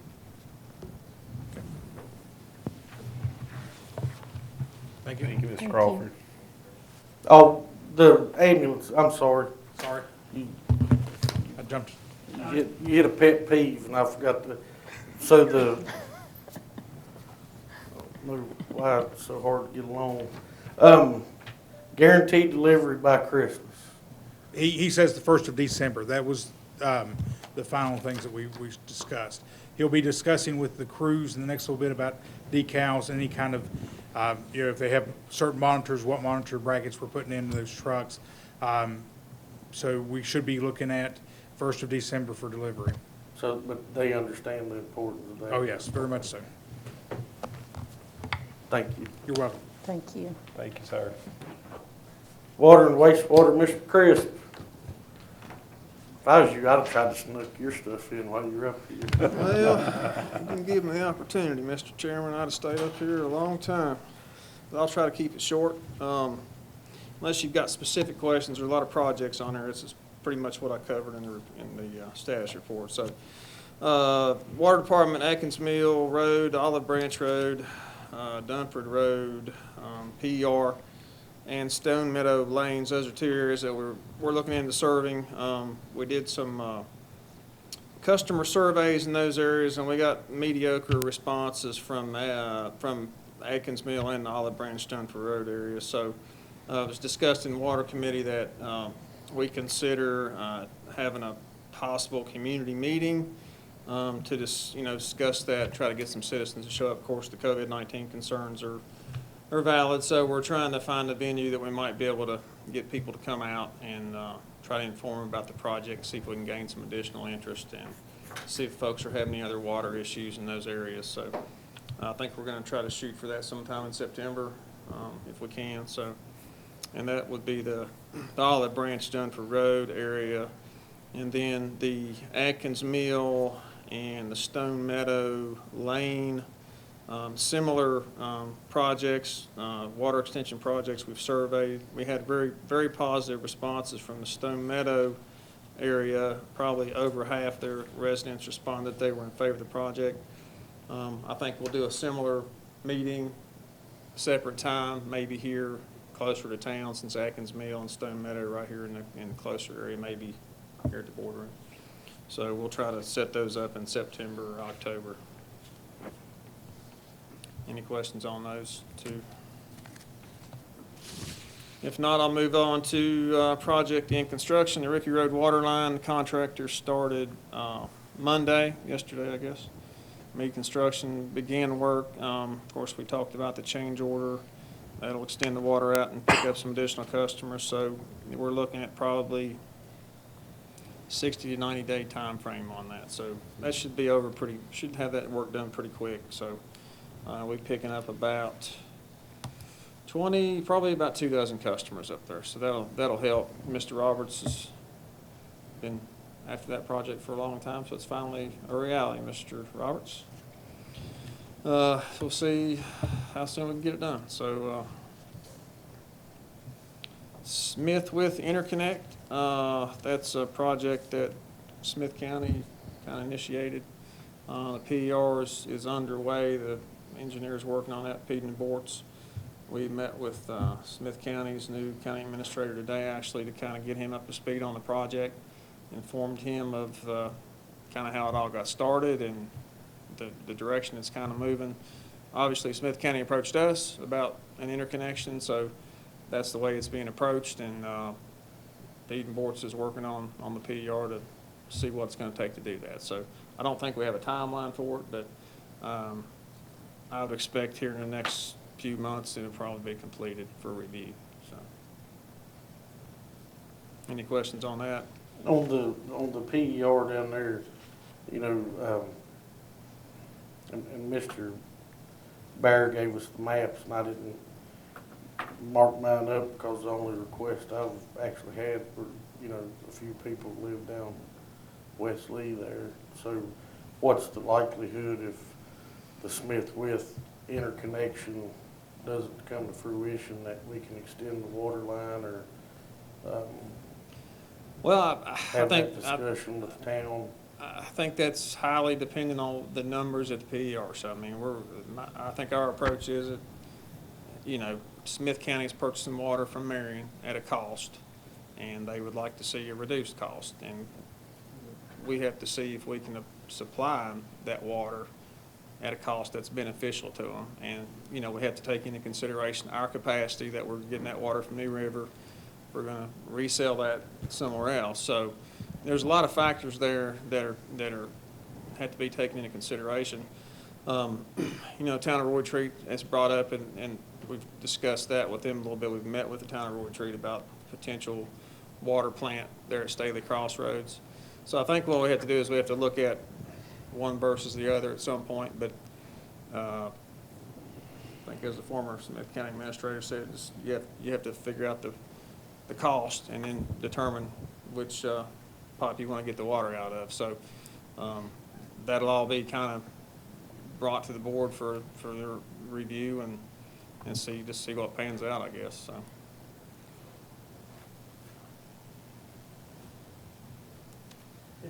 Mr. Walt, while we're surveying citizens on these other areas, that's an area, I mean, we obviously know of one or two people that have requested. But I'm like you, I don't know that there's been a tremendous request for county water service out there. I mean, I'd like to do the, you know, survey and just see, you know, if I was a betting man, I think I could come up with the answer, but at least if we put it out there, we can have some concrete numbers. We'll get an idea from the PER what the figures are for the cost, and then we can go out with a survey and say, you know, what's the desire. Where are we on the study that you were doing on what an appropriate cost for non-user or fire insurance fee would be? On the rate structure? Yes. Well, I guess we're kind of moving forward with that. We met with Peden Bortz, who's doing our comprehensive water and wastewater study, and obviously those future projects and future replacement projects, operation and maintenance, all those tie into future rate structures. So we've met with them. That work's proceeding. We met with Mr. Pede, who came down, and we met with Mr. Grant in finance and discussed his rate scenarios and kind of, so we're trying to collaborate with the engineer on how to make that happen. We realize there's some projects in the short term that you guys would like to see done, Atkins Mill, Dunford Road, Stone Meadow. So we have asked our engineer to go ahead and try to get some costs together, nail down some costs for those projects and get that to Mr. Grant so we can kind of come up with some, I guess, a short-term plan, say 0 to 5 years, for building those projects and what the rate structure would be to support that. So that's moving forward, and I'm hoping we'll have some figures from Mr. Pede in the next 30 days to help try to iron that out, so. And Mr. P really liked the structure that Mr. Grant presented. I mean, he really thought that it lays out a good structure for the cost, for it and understanding what the cost will be for our expansion. It is proceeding.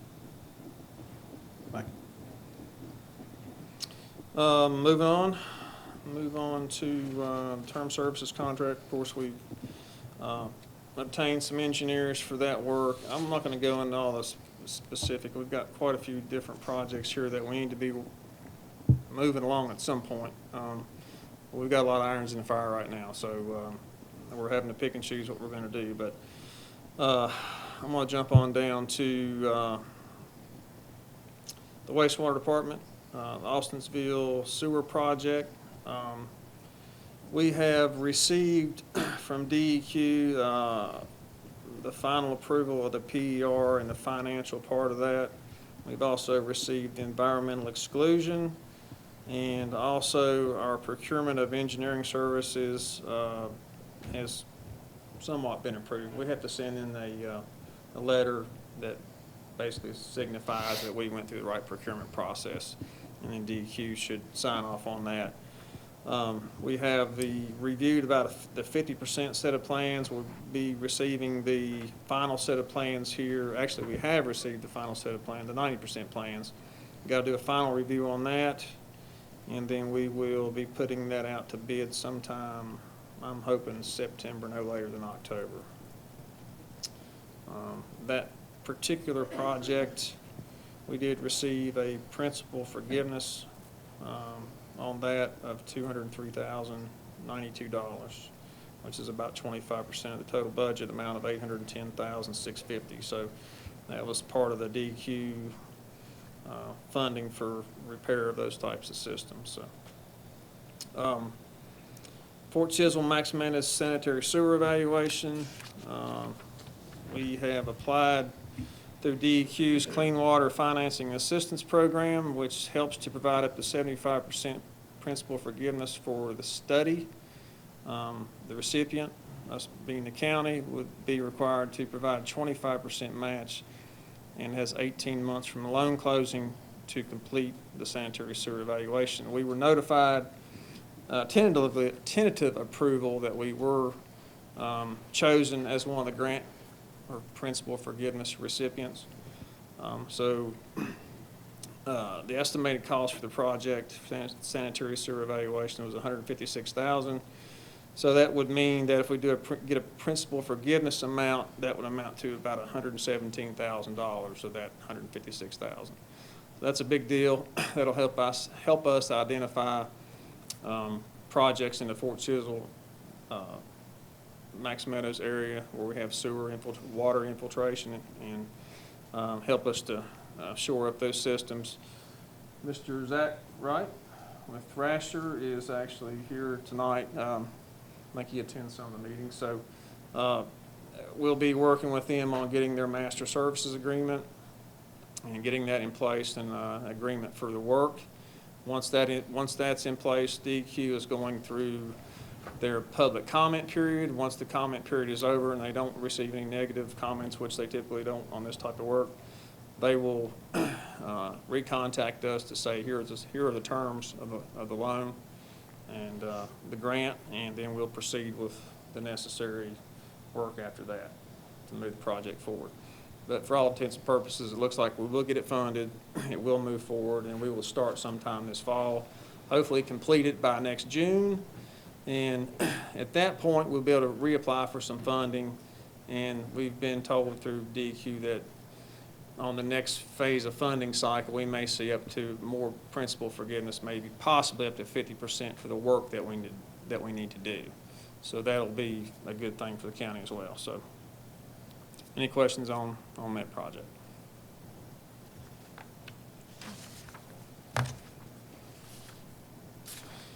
If not, that wraps up the project review. I've just got a quick summary here. Mr.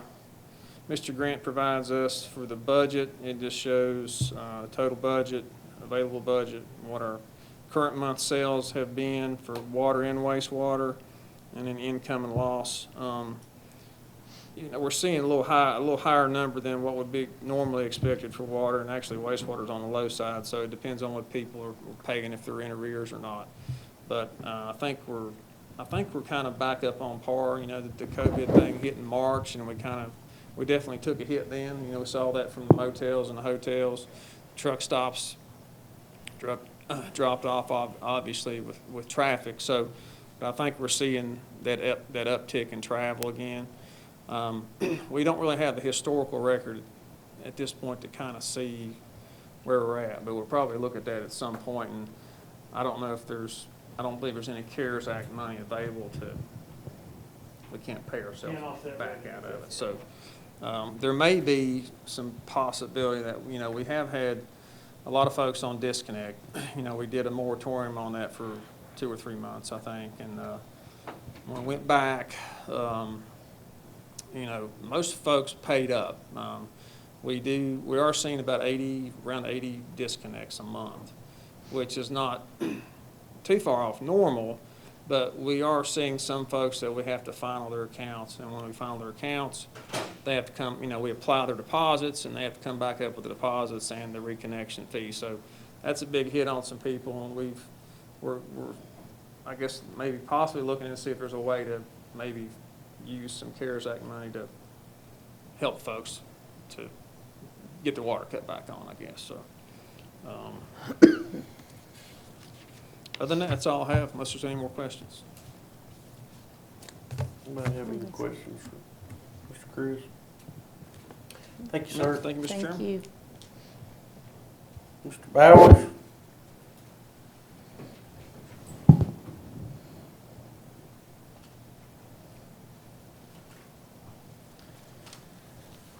Good evening, everyone. First, I'd like to say the air conditioner's working. Thank you. As promised.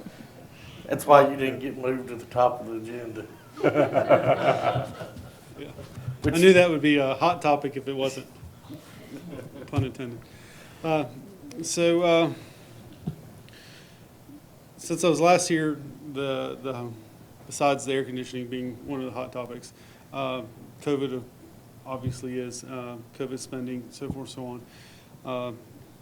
I have obtained purchase orders and started the process of ordering work to be done for access control, which is one of the big things. Access control for this building to include basically a telemonitoring camera system so that receptionists would be able to talk with patrons as they come up, if the need to completely shut down again, if there is a spike in COVID, would give us the ability to do this access control throughout the Sheriff's Department and other buildings so that we can control the flow of people, because we've had, the Sheriff's Department unfortunately has had people come in with COVID under arrest and stuff. We were able to do isolations.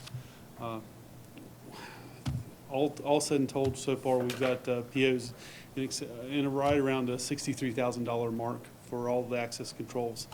And then unfortunately I've gotten emails like yesterday and today that says we need probably additional access controls. So I have the sales representative coming back in so that we can address some areas that I thought were good. Commonwealth Attorney's area is one of them. I thought we had that all addressed up. Mr. Bear, I know, has gotten copied on the email as well, to having control issues with his front door. So we're going to look at access control for that as well, because if we can keep people separated, is being a big part of COVID, 6 feet, social distancing and all of that, then hopefully we can make safer environments for everybody. So access control has been one of the big things. We've gotten purchase orders for mobile barriers. Some people call them sneeze guards. I came up with mobile barriers because they are mobile, and it sounds a lot better than sneeze guards. But DSS has requested a whole bunch of these to the tune of like 54. I went ahead and placed an order for 60 of these.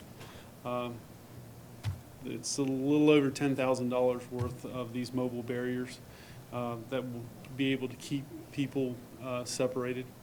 We've gotten that already they're on order and expected to be in probably the next 4 weeks. Lead times on all this process stuff, we're going to hit our deadlines by November, but the lead times on everything is 4 to 8 weeks. So we're going to be crunched up on some of this. We have placed we've gotten the purchase order and have ordered the door and hardware for the sheriff's department. We've ordered the bullet-resistant glass. Of course, that was already in process, but of course, with all the COVID, everything's backed up as well. So it's out 4 to 6 weeks. It's already, of course, it was already ordered before, so it's expected probably in the next 3 to 4 weeks to be a project underway. Purchase orders for the divider in the General District Court, that's already been done. That's been ordered. Contractors will come down and do a verification measurement on that and get that all ordered as well. That includes from countertop to ceiling in the General District area, divider and door for that as well. We've installed new HVAC system in Juvenile, including the UV light that helps purify the air in the system as well. So they've got additional stuff. Probably one of the best things that y'all have ever done is fund the supervisor position with HVAC. I cannot stress to you enough how much money the county is saving being able to do some of the HVAC stuff. The system we just installed is going to cost the county around $7,000 for total installation. That includes labor, materials, manpower, the whole 9 yards. And that same system done 4 years ago was over $14,000 because we did a comparable one there. So I mean the county's saved $7,000 just being able to do that in-house. That in turn was made possible because y'all were able to fund the mowing, the contracts and stuff like that. So all the contracts for the mowing's gone out. That seems, I mean, there's been a few little hiccups working with the contractor, what to mow, what not to mow, but overall, I think they've done a fairly good job on being able to keep everything looking the way it should look and getting all the mowing done. That in turn has opened up time for us to be able to start knocking down some of these other projects. So we've got 2 more HVAC units that are on tap for the old courthouse. That'll bring the old courthouse 8 units totally up to standard within last year and this year total. So with that being said, we shouldn't have to touch the old courthouse reasonably within the next probably 10 to 15 years again. So that'll be hopefully we'll always do preventive maintenance, but it'll be less routine maintenance going down there, having to charge systems and keep them systems running because we spent quite a bit of time down there on some. And matter of fact, we just the office where the assessors go, we don't go in there, but a couple of times a year, and that system was already down, so we're going to replace it as well. I'm working with, like I said, I'm working with other departments to assess their needs with COVID as well. Emergency management has been bringing in pallets of stuff. I mean, literally pallets. I think we unloaded a truck the other day. It had 5 pallets on it. It's anything from gloves to a mask to hand sanitizer and stuff like that. We're assisting them because just to move this stuff inside and get it stored until we can get more temporary and permanent storage, which is Connex boxes, and we're working with them as well to be able to bring those online so we can have some place to store some of the supplies that we would need to be able to hand out. And I know Curtis has got some events, so we'll work with him to be able to get some of that distributed out to the various organizations and stuff that he's got lined up for that. My department's short right now, a couple of people. We've got some we've got one maintenance position. We're in the process of interviewing for that. Expect to hopefully satisfy that position here shortly. That will be, it'll help eventually. Unfortunately, there's a large training period. I mean, just getting to know the buildings and the set of keys to know where to go and what to do, that takes a good bit of time. But once we can bring them online, then they'll be able to help facilitate being able to get a lot of the projects done that we have laid out. UPS batteries, the purchase orders for that is already underway. So Eaton came back with $21,000 quote. I think I've talked to some of y'all about that, about what it was and maybe some of the other things. Had to break out the cell phone and the ink pen, and we talked to some contractors, and we're going to pay about $5,300 for the battery replacements for that. So we come a long ways from the $21,000 initial quote that Eaton gave us. It is their equipment, but I thought we could do a lot better, and I think $5,300 is a lot better than the $21,000 mark. So projects going forward that we're wrapping up summer, so some of the things that we're forecasting out, Rural Treat Lake's going to be a big one that we've, and I know Kevin's already sent me a calendar.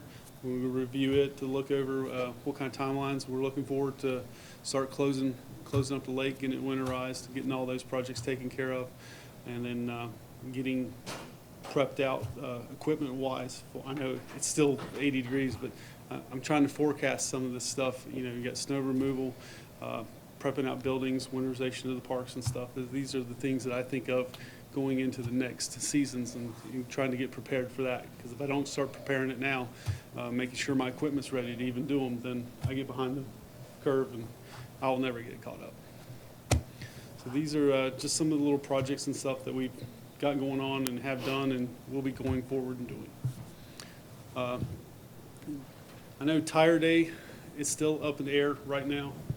I'm working diligently with some contractors to try to make that happen. I've talked to the Bristol landfill. They were a little reluctant. They can take a small portion of tires, but that's not really what I'm looking for. I mean, we take anywhere from 2,500 to 4,000 tires, depending on the number of phone calls we get, which in the way we're doing it, we're looking for 3 to 4 trailers. I haven't had success yet finding a place that will be able to just get rid of the tires without tying up the trailers for an extended period of time. Thompson's trailer turnover is fast and furious. They're not going to be able to give me trailers for more than a few days or a week at max. And everybody I've talked to is going to need at least 3 weeks to a month to get the trailers offloaded with the number of tires that they're getting in. There's been an increase in refuse across the board. We've seen that with some of the numbers that have come into Wythe County and the community centers. But I'm not the only one. Other localities where I'm trying to get rid of the recycling materials, including tires, is stacked up. So I'm still trying to work through getting rid of all of that. If we could have gone with the inmates and being able to load all the tires, that would be a viable option. But since we're not there, we're still working on alternatives. I just haven't come up with a solid plan yet that way I can put all the pieces together on that. Based on our conversation this afternoon, the landfill not taking all of them and the time frame in which they can take tires, it's probably going to be very difficult to do any tire day this fall. I just don't. Billy's still going to try a couple things of doing it, but I'd say about 90% chance right now we're not going to be able to do a tire day this fall. There's a high probability the answer is no. I just haven't wanted to come to y'all until I've exhausted all of my resources and said that this isn't going to happen. So I've still got some people to get in contact with and some resources to look through. And then, but unless something comes through on that end, the answer is going to be this tire day is just not going to be able to happen.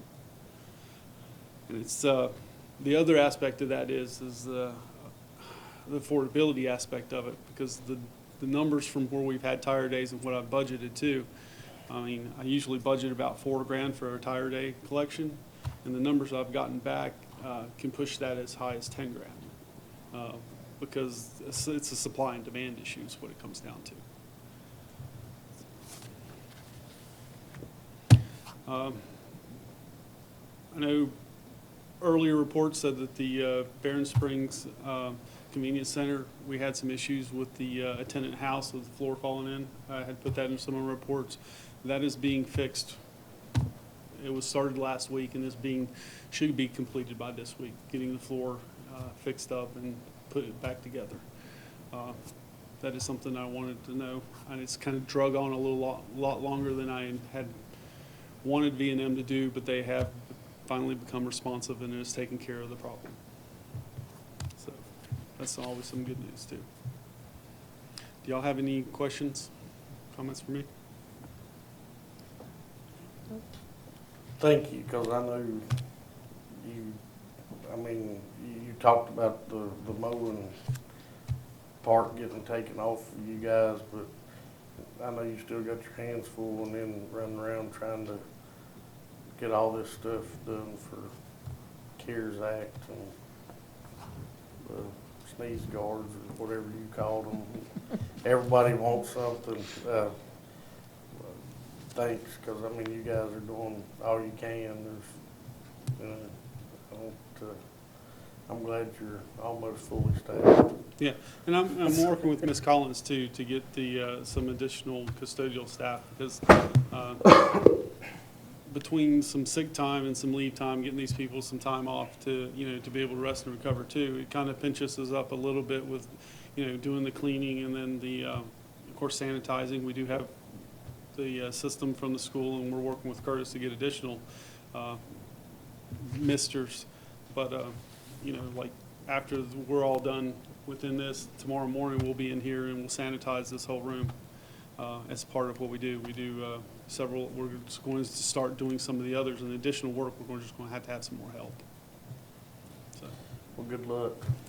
And with all the CARES cleaning and all the projects, and even the barriers, there couldn't have been a better year to put this mowing contract in, because it just would not be feasible with the manpower that we have. And the mowing I've seen, I know, like you said, there's a few things you had to address, but I think they've done a good job, once they.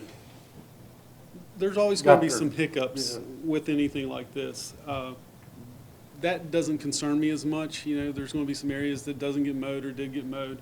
But one good thing is the responsiveness of the contractor to fix the issues. Their responsiveness has impressed me some. So being able to fix a problem has always been high on my priority. Mistakes are going to happen, but how you react to that. And they've done a very good job of reacting to some of the issues that we've had. But thank you, and thank your folks. Yes, thank you, Billy. Thank y'all. Thank you, Billy. Mr. Grant, you have 3 minutes. Mr. Chairman, board members, we are starting a new chapter in finance this week. I want to thank you for the staff accountant position that was put in the budget. We filled that, and the person has started work this week. We have, of course, 2 other new ones. One has 3 months experience, one has 1 month experience at this point. So we're all ready to move ahead. I'd like to kind of tell you what's on our horizon here. We've got an audit that starts on October 12th. That's 29 working days from today.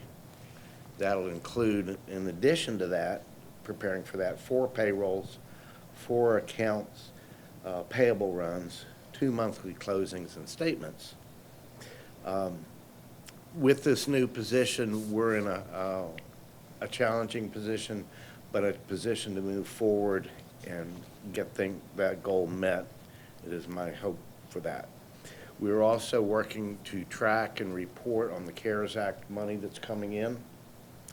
We've gotten the $5 million now. The 2 tranches have both come in.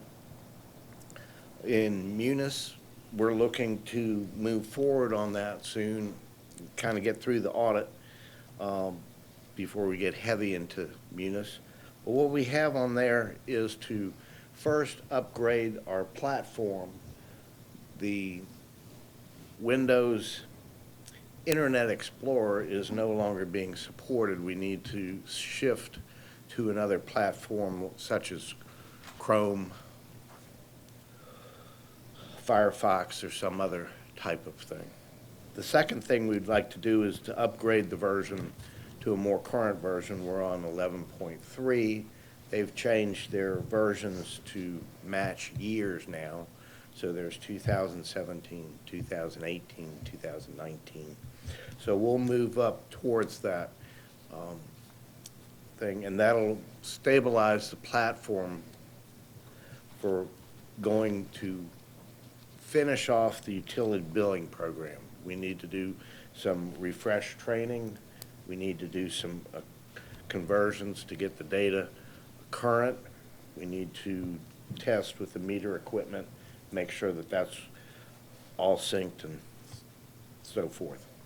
Further down the road, after that, we're looking at citizen self-service so that citizens can pay their water bills, pay their taxes online, and be able to do that in the interacting with the Munis product. Animal licenses and state taxes would be in that grouping. Moving to another, getting through utility billing would be the last of the big projects that we have. We have a human resources module that's probably half the size of what we've done. We have permits, Parks and Rec, accounts receivable. And we want to also work with established users to take them to a more advanced level. Some of the modules come across the river and kind of operate the way they did before. We want to take them to build out their system a little bit. We call that Munis 2.0, if you will. We're looking at a rate structure, debt refunding. We've got an executive order on payroll that we're investigating. That came out, I think, about 2 weeks ago. So we're all happy and busy. If I can answer any questions, I'd be delighted. Does anybody have any questions for Mr. Green? What was the executive order for the payroll? That suspends the withholding taxes through the end of the year for people that are earning less than $100,000.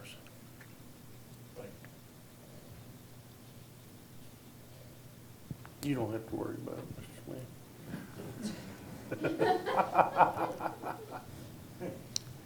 Anybody else have any more questions? Along those subjects, we would welcome any information that anyone, Human Resources Department gets in any industry, anything that you get within the school system or anything else, because Mr. Trump's executive order did not provide a whole lot of detail and information. And staff is trying to figure out, we've got one more payroll to do before that would start taking effect in September. I guess it's October. September.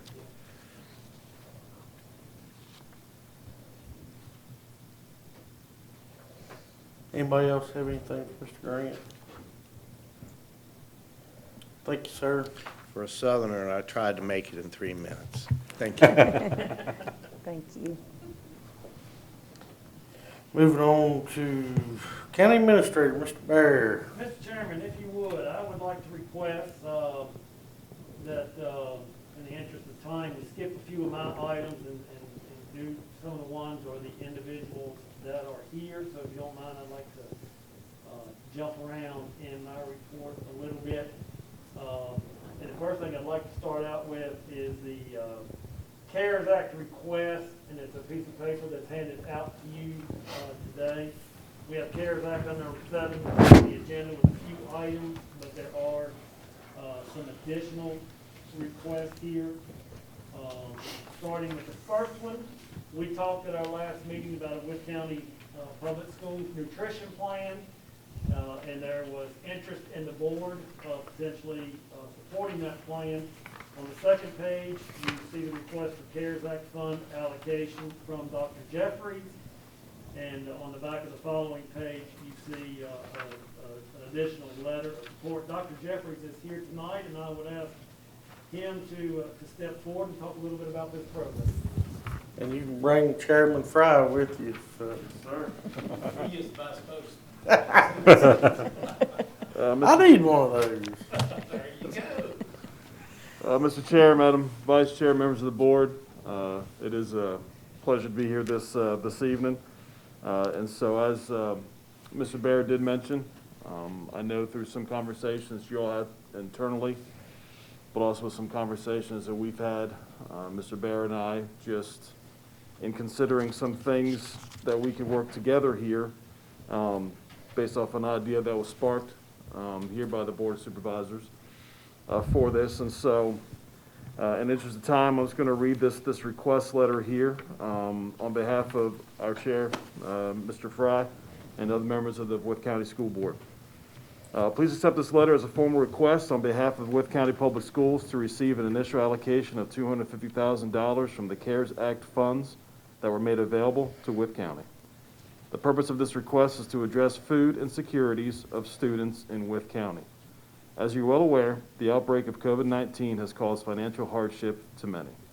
Wythe County families are no exception.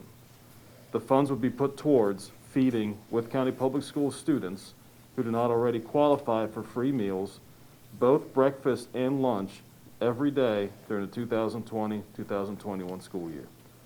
This incredibly generous allocation to Wythe County Public Schools will provide some Wythe County families some peace of mind that while school is in session, their child's nutritional needs will be met during breakfast and lunch. This project will require substantial planning, but the school nutrition staff, transportation staff, and the dedicated staff of all of our schools and school board office are committed to making this a reality for our students and families. We will do all we can to ensure proper delivery or convenient pickup of breakfast and lunch every day school is in session.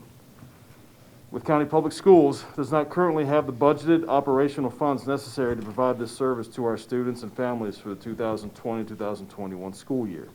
However, the initial allocation of funds put towards this project for the 2020-2021 school year would ensure that issues surrounding food insecurities of WCPS students are being addressed. WCPS recognizes and acknowledges that these funds are available for only this school year. WCPS will monitor these funds beginning with the first day of school on September 8th, 2020, and will communicate through the county administrator any additional future allocations that will need to be requested prior to December 31st, 2020. The Wythe County School Board, along with the entire WCPS staff, would like to thank the Wythe County Board of Supervisors for their willingness to participate in this collaborative effort to address food insecurities in Wythe County.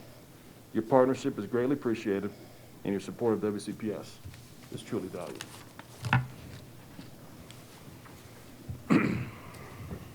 This would be a game changer for some families. I think you can kind of visualize the impact it would have on students. The peace of mind, as was mentioned in the letter, to families. And so the $250,000 would just be kind of an initial request. As mentioned in the letter, we would monitor that and certainly adjust as needed. But the likelihood of requesting more before December 31st is very high. Dr. Jeffries, when you did the summer feeding programs, how many meals did y'all serve? We served close to 140,000 in total. And that was how many months? We started in the tail end of March and lasted through July 31st.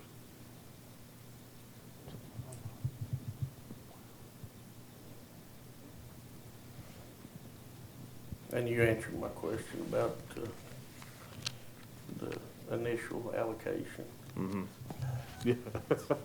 Like how you slid that word in there. Yes, yes. Well, I felt kind of deflated, my confidence deflated when you mentioned about the tax that the school system gets, and here I am asking for money. So I just felt, but it's a different scenario here.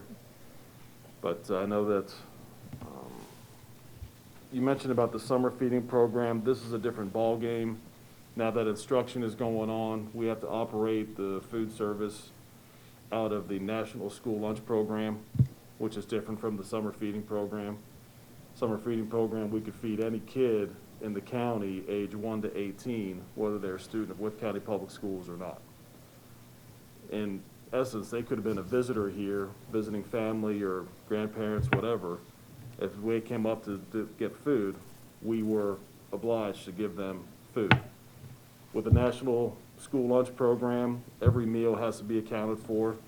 Free has to be registered as free, reduced has to be registered as reduced, and full price has to be registered as full price. So. But yet they're both federal programs. Yeah. But they've got different guidelines. We requested waivers. Logistically wise, it would have been a whole lot easier for us to operate this system under the constraints of the summer feeding program versus the National School Lunch Program. It's been a little bit of a frustrating process to say the least, but we now know the rules of the game and we just want to play it and win it, so. So, Mr. Baird, do we need to take action or? Mr. Chairman, I would request if you all are willing to fund this through the CARES Act allocation, which food insecurity is one of the fundamental items, and we discussed this last time, I would recommend approval of this program for the CARES Act funding. So moved. Well, don't fight about it. Any, Feeding kids is a done deal. Yeah, absolutely. That's what I was getting ready to say. I don't know that there's any argument, and I appreciate Dr. Jeffries and Chairman Fry and his cohorts working with us to get these numbers. There's, whether you believe it or not, there's a lot of people in this county that this has taken a toll on financially. Yes, sir. Any questions or discussion? Only other Scott, do I need to abstain or does it matter?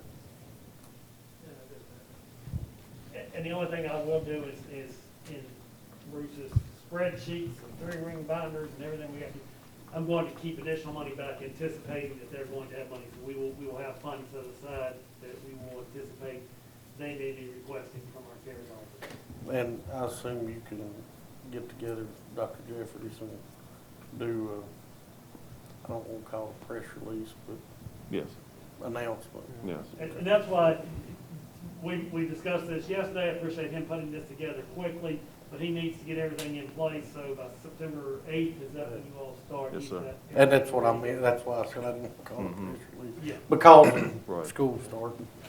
And I'll be more than happy to offer to come by at the first October meeting that you all have and give you an update in terms of where we are and just to give any kind of status update on the beginning of school, but also in terms of where we are with this. So, Anybody else have anything? Here, no, we'll do a roll call vote. Mr. Terry? Aye. Aye. Aye. Aye. Chicken nuggets, breadsticks for everybody. Pizza. bless you all. Thank you. Thank you. Thank you. Mr. Chairman, the other thing while Ms. Vault is here that I would just like to mention under item 6 on my agenda in there, you all have a long code section with the classification of tangible personal property for taxation. This is, the code allows you to establish all of the additional classifications for tangible personal property taxation. Ms. Vault has received a request, the gentleman has come and spoke to me regarding number 19 on page 2. One motor vehicle owned and regularly used by a veteran with either lost use of one or both legs, who is blind or permanently or totally disabled, as certified by the Department of Veterans Services. And Ms. Vault, you jump in at any time here to correct me, but basically you can establish that as a class of vehicle. So the citizen comes in and they can say, here's my paperwork, I made that classification. You can provide that one vehicle to go in that classification. And then you all can establish another tax rate for that. Or, as most places do, don't establish any tax rate for it, and therefore they are exempt from paying that tax. Now, Mr. Counts is here with us, and I had him send us a copy of the sample ballot that is being, for this year. And this is actually an item on here to codify this throughout the entire state, that any disabled veteran that's fully disabled would have a exemption to this. So, assuming that passes, that would become effect, I'm assuming January 1st next year. I'm not sure the time. For us to do it, I would have to work with county attorney just to see what steps we needed to take to establish another classification of vehicles in the process. But with it coming to election in November, and by the time we went through all of our public hearings and everything else, it may be just as well to wait until the November election and let that vote play out instead of doing an additional amount of work on that process. But I will leave it up to you all to see how you all would like to proceed on that. So what you're saying is we probably can't beat the General Assembly? Is that what I'm understanding, or? And I'm assuming that, I am guessing that this will probably pass. Most times the tax exemptions on situations like this do pass, and I think it'll pass. But if you all would like, we could have the county attorney and the Commissioner of Revenue to work on putting together the process for us to review, just in case it does not pass. Yeah, that sounds good to me. Waste of money. Yeah, I mean, I don't see that not passing. I mean, Let me that's, just wait then. I mean, we can wait till see if it passes. Yeah, If and it then- doesn't pass, we can pass it, right? if, Yeah. honestly, if that doesn't pass, we've probably got bigger problems. But Without a doubt. You're probably right. Yeah, without a doubt. Okay. Thank you, Ms. Vaughn. Thank you. Mr. Chairman, now, I'll do either way you would like. I can do the rest of my agenda, or if you would like to do the other parts of the meeting and do the closed session items, and then we could clear out some of the individuals that are here waiting, and we can go to my agenda. excuse me, I know we got Chief Deputy Foster back there, and the first part on your agenda, was that the forfeiture fund transfer request? Yeah, we can cover that one real quickly. That's real straightforward. When the sheriff's office is requesting transferring $41,750 from their assets to the PAF to fund the 2 unmarked vehicles. I believe that was, Chief, come on. Yeah, I was going to address that. We had originally made a request for that, but we wanted to rescind that. I believe we might be able to use some vehicles we got for the time being and maybe hang on to that money for a while. Don't act on it. Yeah. Thank you. Thank And you. while he's up there, if you want to go ahead to the other one, just, and I know this is not going to be any issue. Item 2 on my handout, Wythe County Sheriff's Office is requesting 4 Interceptor all-wheel drive vehicles. This is $166,474. Request approval to proceed with a prepaid lease for these 4 vehicles, plus 2 SRO vehicles, which will not be CARES Act related. Enterprise has these vehicles in stock.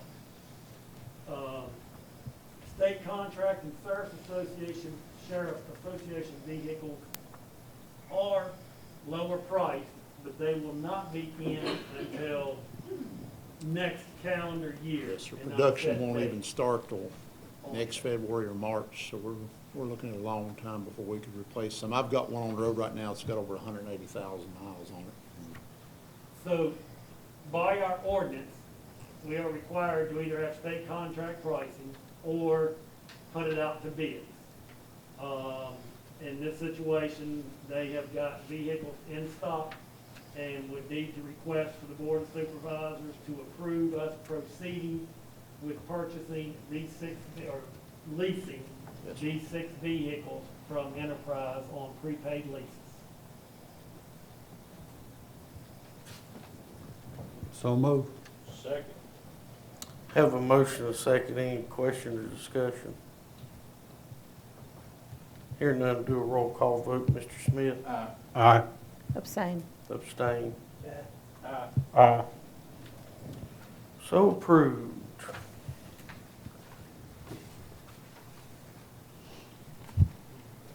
Mr. Barron, and I know I was conflicted out of that vote, but now that it's passed, since my signature's on this $5 million, this is, since it's a prepaid lease, it still qualifies under, that's not gonna cause any problem with the Not see CARES that Act. causing any problem. Okay. Because I ain't conflicted out of going to federal prison.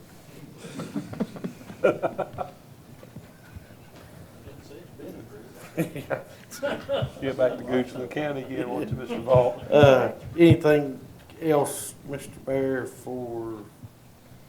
I do not have anything else, but we can go through this if you want to, or we can go ahead and do some of these other items, that we've got and come back and, that way, Mr. Manley, Mr. Tolley, Mr. Matthews, Mr. Counts, Mr. Crisp, and Mr. Grant could leave following our closed session.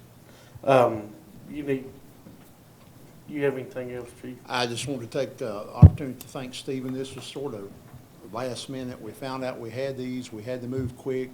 He's invited me up. We worked real diligent on it. I just want to thank him for all of his hard work on it. That's all I have. Thank you, sir. Thank you, sir.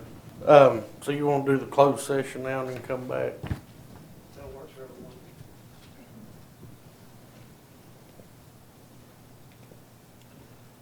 Let me find a place on my agenda.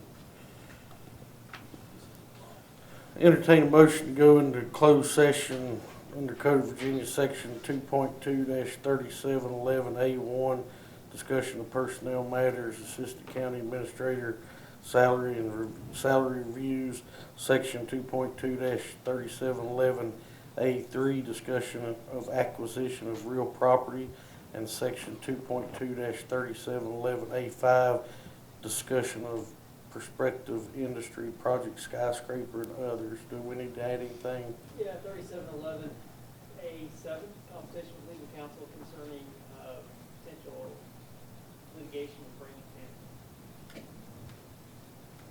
Add that one, because I done forgot what it was before. So, have a motion. Second. Who made the motion? Oh, I'm sorry. Have a motion and a second. Roll call vote, Mr. Smith. Aye. Aye. Aye. Aye. Now in closed session.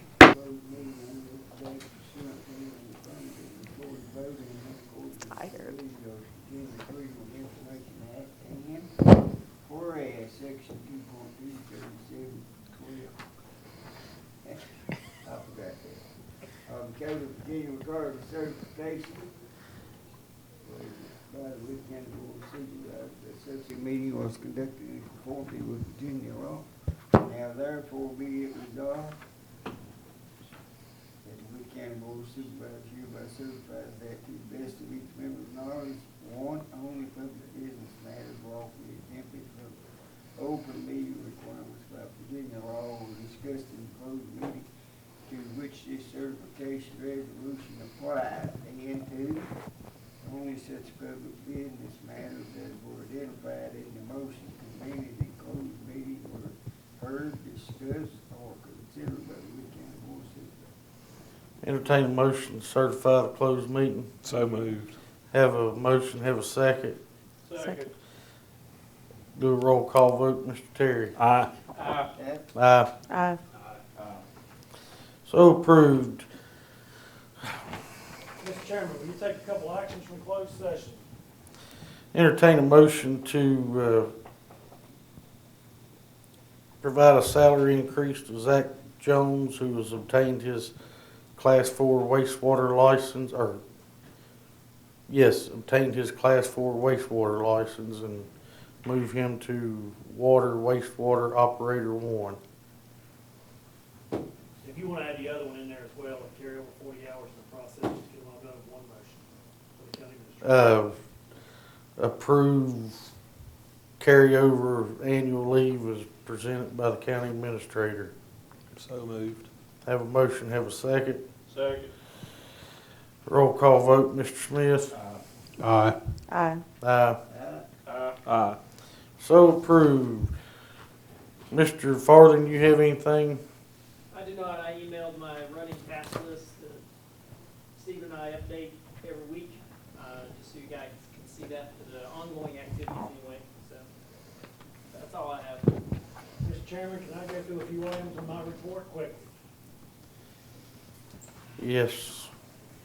Number one, with infectious disease preparedness plan, I would request adoption of that plan as amended by this handout that you all got a copy of. Basically, all it does is add DSS to it. She does not want to do her own plan, so it just adds DSS under low category, except for the service workers go to medium category.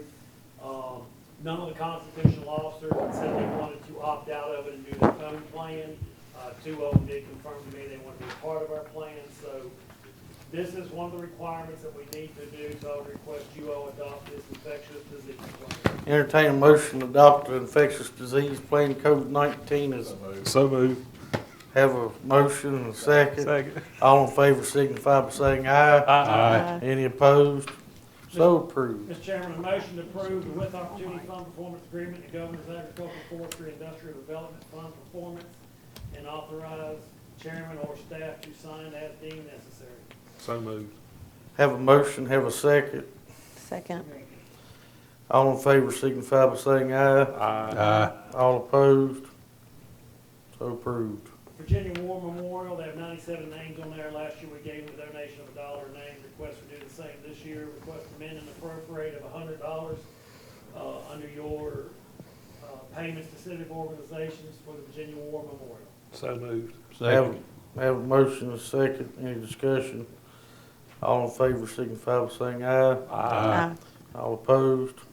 So approved. Next one's informational purposes. Mr. Vaught was with me the other day representing the sheriff's office. The judge has to have a secondary location set up for jury trials. He's looked at the 4-8 recreation center across the street that the town has. He has approved that as a site. I am working with the town, get a schedule from the judge. We will have to look at renting that facility from them for when we have those events, but to me, that's a COVID-related expense in the process, at least up through June or January in the process. Just letting you know of that. Classification of personal property, we already talked about. CARES Act, request you all approve the transfer of the funds for the JIDA for the small business grant. Also, we need to finish these. Can we, Yep. can we bundle all those in? That'd be fine with me, sir. The circuit, I would bundle that one, the circuit court portable radio system, and the circuit court digital imaging. Entertain a motion. Second. All in favor signify by saying aye. Aye. Any opposed? So approved. Request approval for the purchase of the Lead Mines Rescue Squad diesel ambulance and the Rural Retreat Rescue Squad diesel ambulance, with the understanding that 2 quotes were provided on this. We did not go out for sealed bids as required from the ordinance, and you all are approving for us to do it based on the lower of 2 bids. So moved. Have a motion. Second. Have a motion, a second. Any questions, discussion, or arguments? Hearing none. All in favor signify by saying aye. Aye. Any opposed? Congratulations. CARES committee was just, technically they would like somebody even from the JIDA grant or something, having somebody from the county to view those in the process. I've kind of been involved. Some of these things that are coming up, I think would be beneficial either to go before the budget committee or go before CARES committee with us meeting maybe one afternoon a week to look at these things, because they're coming up quickly. We've got to function just like the vehicles that the sheriff's office needed and things like that. These things have sort of got to move quickly on. The board gave them a little bit of leeway to meet on that, and we can set up and meet regularly. You need to do a budget committee, Mr. Chairman, or if you want to establish a 2-man committee. Either way, because I'm on budget committee, I would like to volunteer myself since my signature's on that 5 million. So, how do y'all? We don't have to do all the fancy advertisements and everything else. If it's 3, we got to keep it on a regularly scheduled agenda, whichever way you want to go. Well, with it being, some of the stuff being time sensitive, would 2 be better? Yes. As long as the board's okay with that. I'm fine with him enrolling. I mean, That's fine. I'm good. I'm retarded now. I got I'm retarded. all kinds of free time. I mean, with it being time sensitive, I don't know, my schedule might interfere with that. Yeah, sometimes. I'm after 3, so I mean, we can do it. So. I'm I'm out. Okay. All right. Thanks, sir. I think that's everything I had. All right, moving on to Board of Supervisors time. Is there any Board of Supervisor member that has something emergency in nature or really pressing or can't be addressed in an email? Motion to adjourn. Wait a minute, I got about 14 roads we got to. 14 roads. Hearing none. Anybody have anything really? No, sir. Martha? Adjourn.